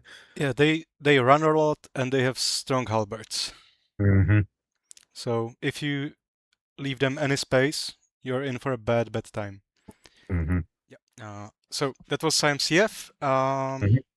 One thing that could play a factor that we didn't mention is that the rules are slightly different. And a lot of those teams, including us, are only fighting under BI rules. So that could play a factor. You could see a lot of people getting seated by marshals. So that could also be a big factor. Yeah. I mean, the teams need to do the homework because obviously the IMCF rules are different in some instances. Not all, but some. Some quirky rules in there that you wouldn't normally see. So yeah, people need to brush up on those and be aware of them so that they're not making undue mistakes. Half of my weapons will not pass. I always swear a lot while at IMCF weapon check, and that's another part why I don't attend many IMCF tournaments. Only one is Heinburg, and every year I say I'm not going there next year, and they still convince me to go there, and I again get angry about their rules. And fortunately, my wife saved me this year. We had to have a wedding, so I don't know. Next year maybe divorce. I don't know. So while we are at the topic of the rules, let's go to the last segment. discussion about rules changes for BI.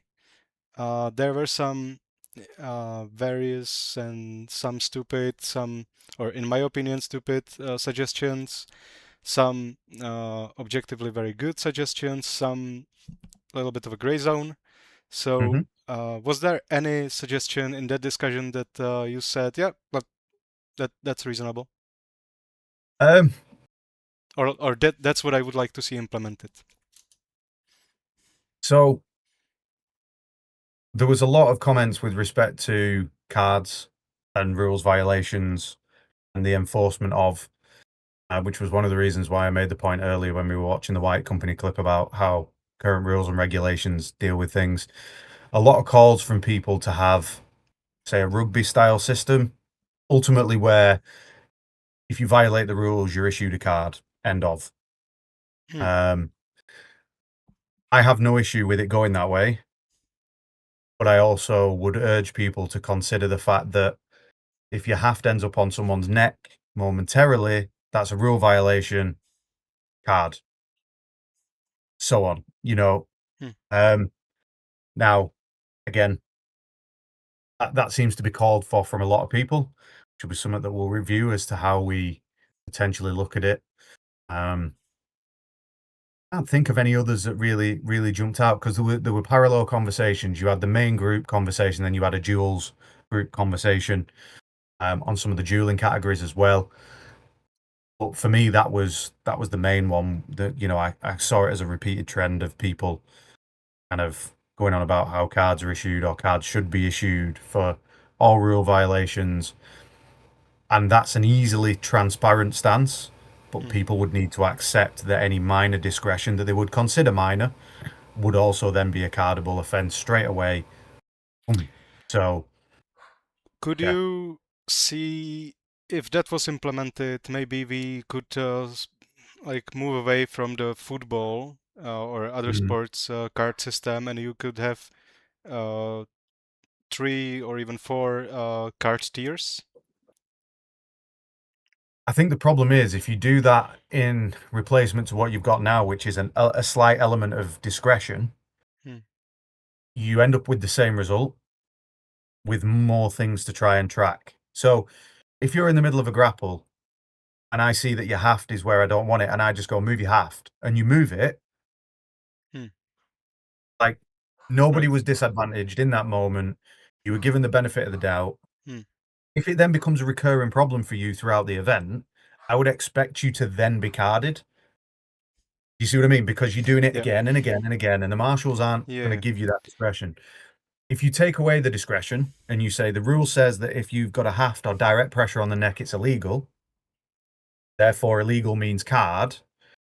If you then dilute the type of card, meaning it's a blue card, it still doesn't have the same, it's the same repercussion, in my opinion, as just giving someone the discretion of saying move it and getting them to move it in the moment without someone being disadvantaged. That's my own personal opinion. I agree. You know, I agree. But one counterpoint to that is that you have multiple marshals at an event. Not every marshal sees every corner.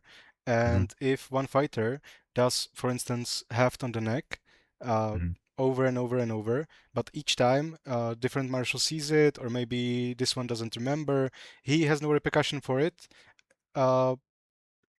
because he wasn't like written down anywhere that he does that.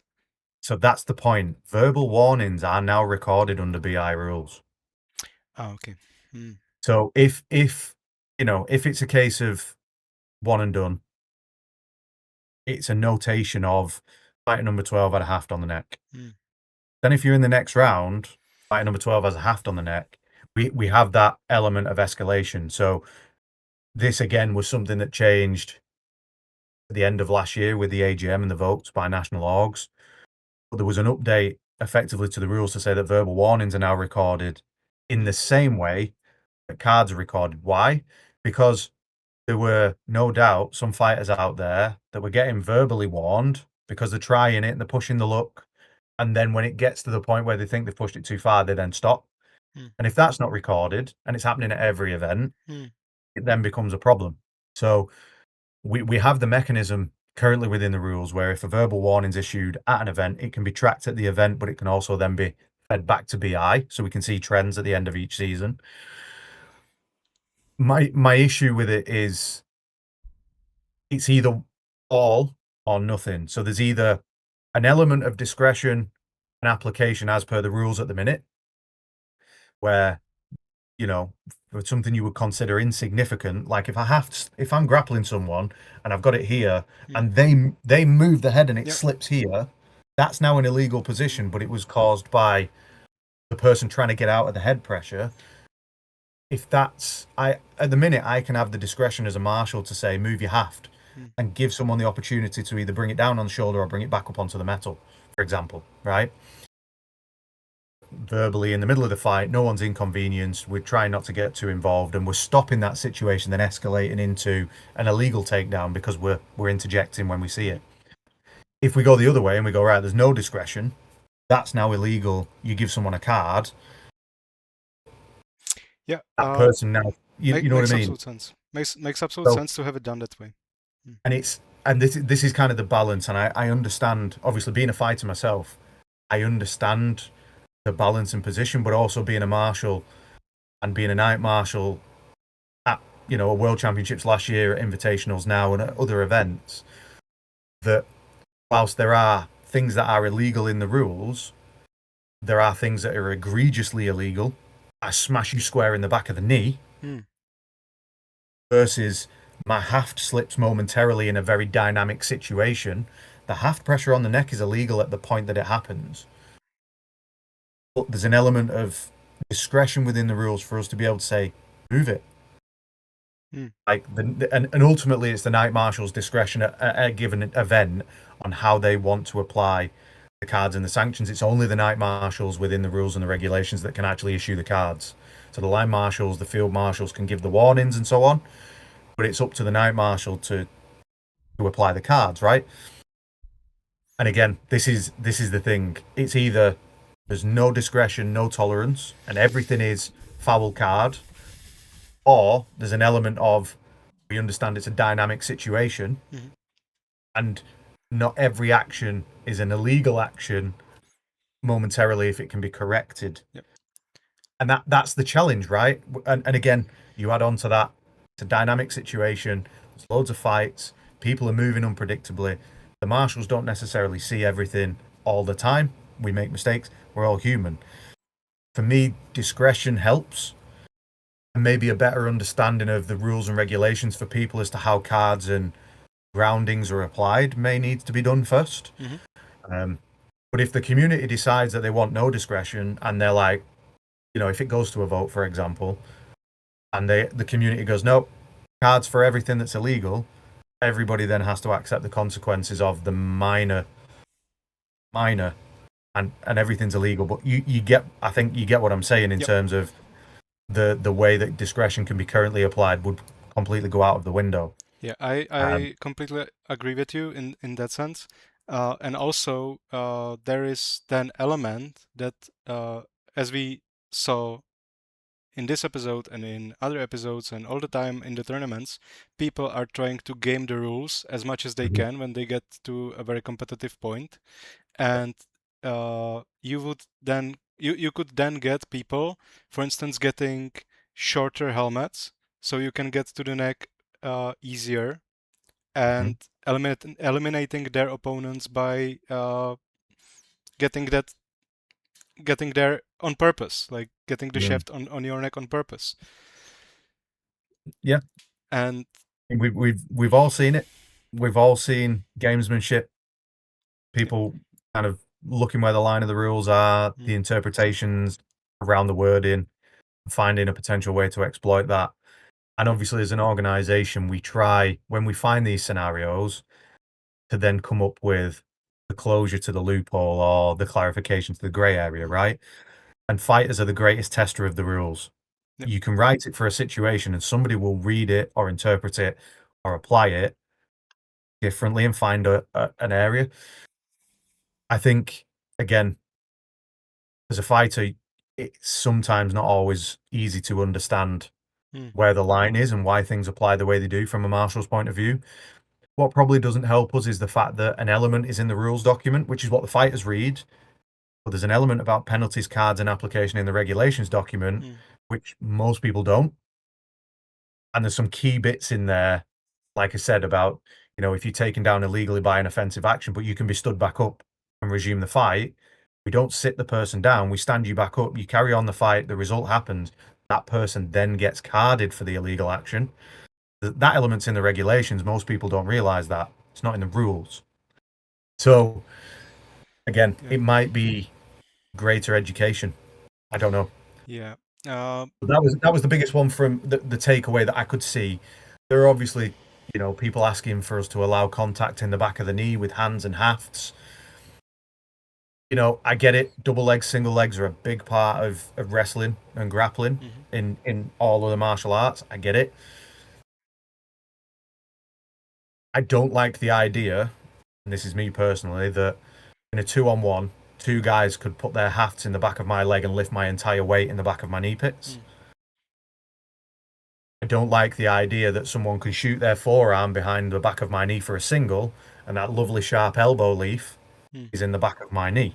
Absolutely. So I understand it from a combat sports perspective, having wrestled and done jiu-jitsu. I get it.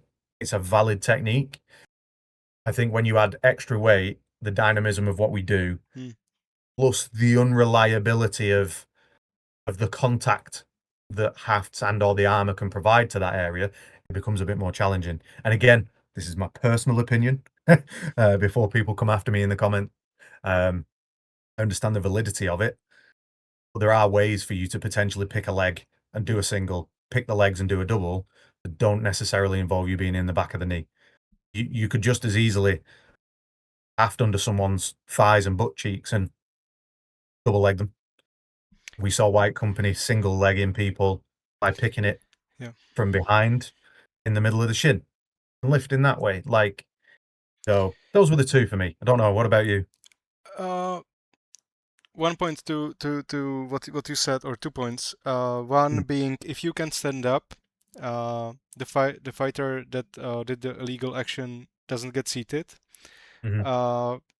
Again, probably good to have a marshal's discretion there, but there were good points raised, like if you get hit to the back of your knee, for instance, or your neck, or wherever, it's illegal. Heel, whatever. It shouldn't depend on how tough you are and how much you want to be respectful towards your opponent to keep it fighting, or like chivalry or whatever. There should be some moves that get you seated no matter what, or that the fighter who strikes get you seated no matter how tough your opponent is. For instance, strikes to the back of the knee, neck, stuff like that. Yep. But the back of the knee is a bit complicated because, and I'm speaking from experience. Couple of tournaments ago, I hit a dude straight in the middle of his shin. He said it was clean strike. The dent on his shin said it was a clear strike. One marshal said I hit him on the back of the knee. Second marshal said I hit him on the heel. There was no proper camera angle to see it, and his teammate was trying to gain the advantage by screaming at marshals that I hit him on the back of the knee, that he saw it. So, and I got seated unjustly, and it really pissed me off. I'm sorry again for getting that riled up as I did, but tough to call. Is this what happened to me enough for me to say that anyone who like to teach this idea that it shouldn't depend on how tough the guy is, or like, because you know, that's I don't know. I mean, in that scenario, he's, you know, you've hit him. He's able to carry on. Was he? He was carried on fighting, Yeah. or so. In that scenario, by rights, if he didn't go down and But you he hit didn't him, get stood up. oh right, okay. So this is where the regulations at the moment draw the line. If you are downed by an illegal action, or what the marshals judge to be an illegal action, you're able to continue. So, you know, you've been hit in the groin. You might not have, you know, it might not have been a big strike, but it's, you know, glanced you or whatever. Or you've been head ripped, but the haft was on your neck, not on your helmet. And you're able to then get up and continue. You return to the fight. Yeah. Then the fighter is punished for the illegal action Mm. after the round with a card. That card then literally means you are one more card away from being ejected from the tournament. Your team fighting that fight one fighter down, the next fight one fighter down, and the punishment comes in. Yeah. If that person is illegally taken down or hit and they go down and can't continue, you would be then withdrawn from the fight to even up the numbers, because there's no point you being on your feet and allowing your team to have an unnecessary advantage from an illegal shot. Now, I understand that some people were saying, you know, you get hit in the groin, you carry on fighting, and your toughness then means that you're fighting through the pain. Yeah, sure, you are. But if you're still able to continue to fight, then the regulations at the moment are the other person shouldn't be sat down, because you get an unfair advantage because you're still in the fight. They get punished by being carded for that offence. And this is, you know, if it's 5 versus 5 and I hit you in the back of the knee and, you know, you don't go down, but everybody sees that I've hit you in the back of the knee, I'll be told straight away by the marshals in the list, watch the back of the knee. We carry on fighting as 5 versus 5. And then at the end of the round, whatever the result, I get carded for that offence. That's what should happen. If I do it and I take you, you know, you go down and then, you know, are you okay? Are you able to continue? And you go, yes, you get back up. You carry on fighting with no disadvantage as such, and I get carded at the end of the round. If I was to hit you, you go down, say you can continue, and you get stood up and I go down, now my team's at 4, you're at 5 again. My team's now been disadvantaged, and do you see what I mean? That's how the regulations are written. Absolutely. That's why I'm torn about it. Because on one hand, I understand the point of the people that it shouldn't matter how tough you are. On the other hand, I have this experience, and it happened before. It's not one occurrence. Because, you know, sometimes all you get is the leg, and I don't hit on the back of the knee, but I know it looks dangerous. And it looks I'm near the knee, so marshals on the safe side say, "Oh yeah, that was back of the knee. You go down."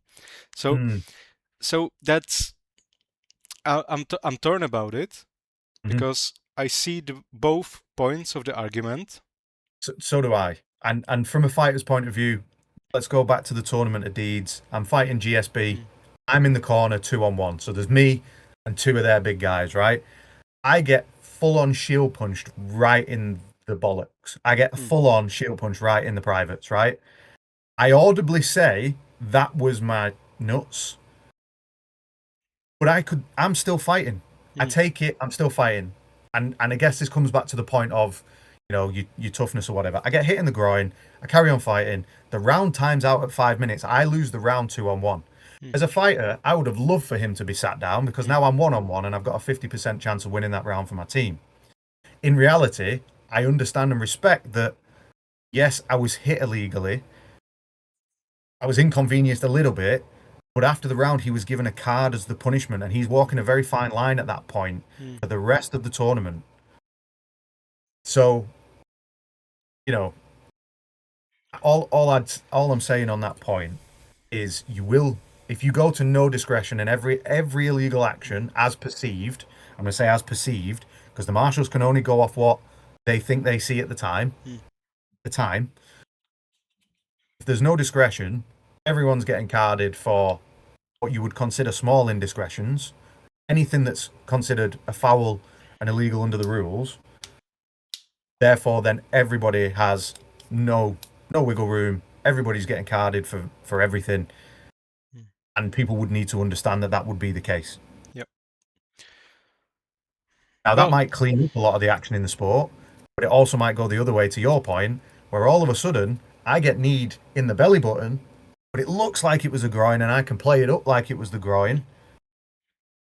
And I know that I can potentially game that situation because it was in a corner and it was hard to see, and I'm Yeah. Well, like, I'm happy I don't have to make that decision. difficult, right? So it's difficult, but in the end, would I rather get hit in the knee? I would prefer not to, but you know, would I rather get hit in the knee and the fighter not getting seated and being carded afterwards? Of course, if he hits me second time, he gets seated. And this is the other thing that people miss, is that multiple violations of the rule in a round can get you sat down. So we're looking at, someone's ran over, really amped, they've got a shot on you, they've swung it, it's hit a little lower than they expected. You're carrying on fighting, they get told, watch the back of the knee, the fight carries on. If they do it again, the marshals for multiple violations sit him there and then, because he's done it, he's been told to watch the knee, and he could then be carded as well, because that's a systematic violation of the rules. Yeah. Well, yeah. This is if I get injured, would I be pissed? Absolutely. Sure. Anyone would. Would I be more pissed if I was at the gold medal match at World Championship, me versus White Company or me versus Kňaž, and I get unjustly seated and we lose the gold medal match because of that, and there is no good video evidence that I didn't do anything wrong? I would be more pissed. I would be pissed for the rest of my life. So I would lean towards the side of the argument, let's keep it the way it is now. Yeah, and I think the other thing that people need to understand is, like we say, the rules and the regulations go hand in hand. Most of the time, and I understand this, fighters read the rules document of what's authorized, what's prohibited, and so on. The regulations document sits in the background, but there's a lot of information from a marshalling and an enforcement point of view that sits there that fighters don't necessarily see. And there are interfaces between the two of how things are enforced, where somebody may be sat or will be sat, and so on. Same with injuries from illegal strikes. Like, there is nothing as a default as a red card in our sport. It's a yellow card, and either multiple yellows because you've systematically violated the rules, or you've hit somebody or done something illegal, and that person medically can then not continue. You've taken them out of the tournament. So guess what? That yellow card becomes your red card because you've taken somebody completely out of the event doing something illegally. Makes sense. Like, it does go hand in hand. And again, I don't know whether this comes back to people not understanding that there's elements of the regulations there to deal with how we enforce rules violations or not. For me, again, I appreciate marshalling can be a mixed bag. We're all human. People apply things, do things wrong, miss things. You'll still get that. Even if you went to an authoritarian system where every illegal action is a card.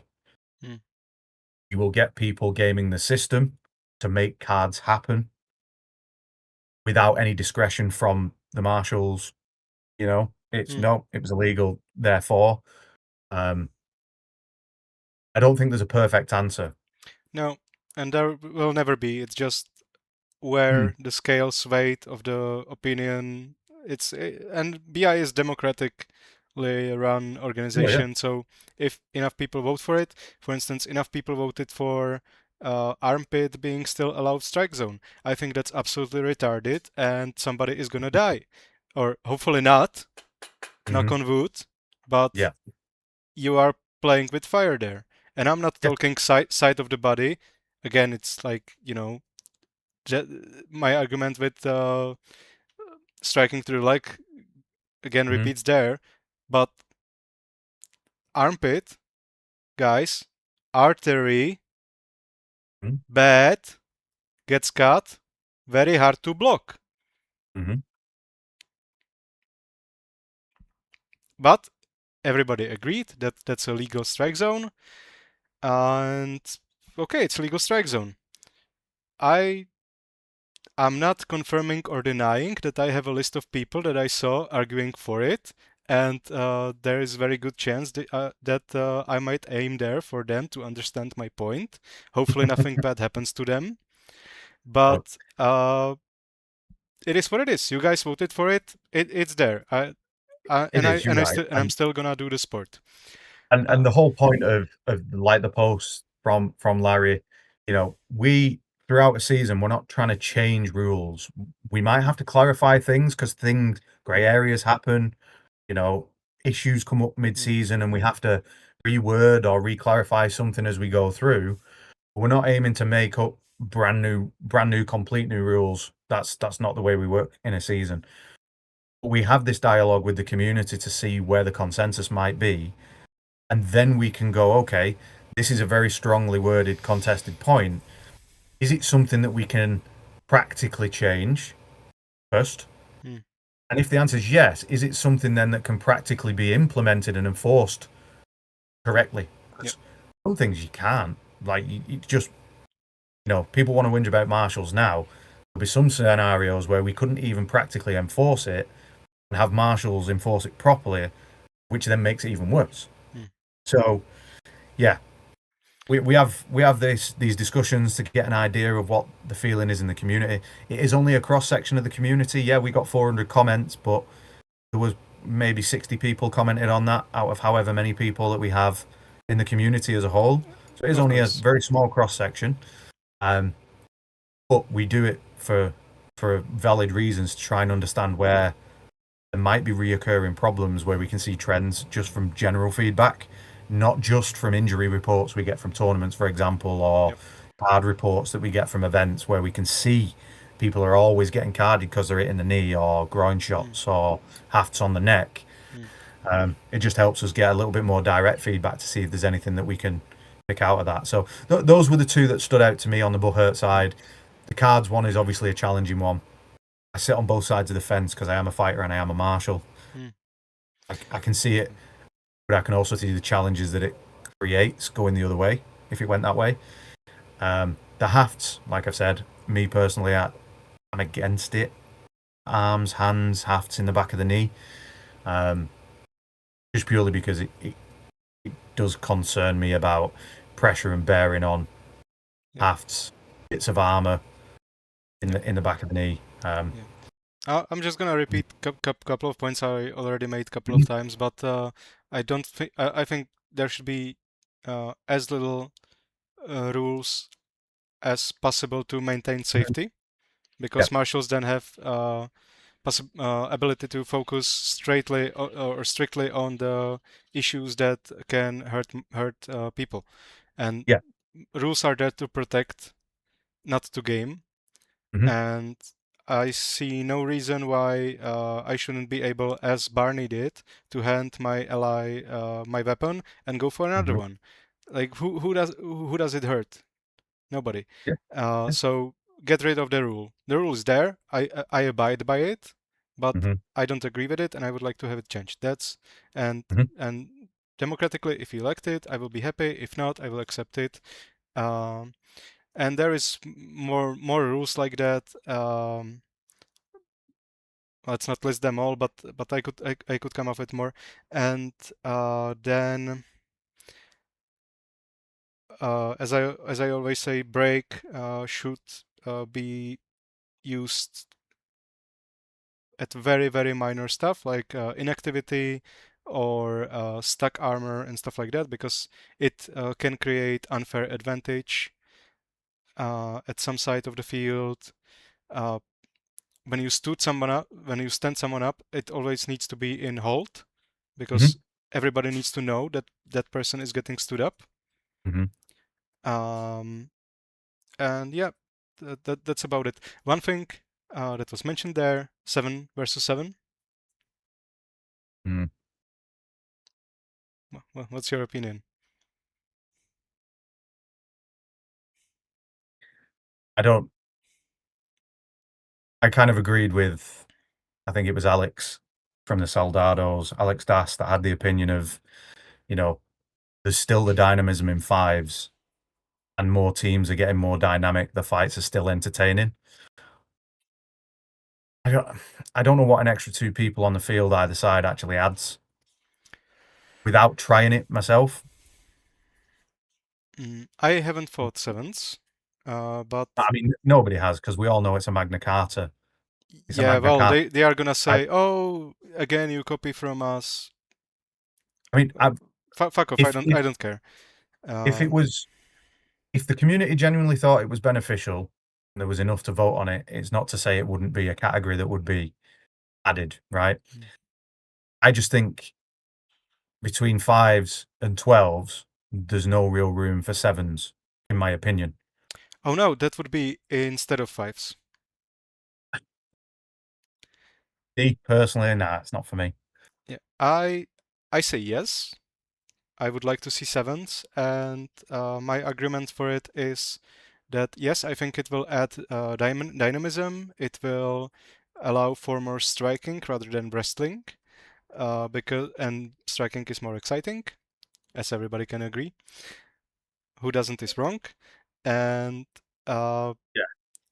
it's simply because to get to a really good striking positions, you need to be in a power play. And the more people you have on the field, the more opportunities are there for power plays. Yeah, I understand that, but I think with the current state of the sport as it is, you would personally, I think you would initially see a significant amount of 7 one-on-ones.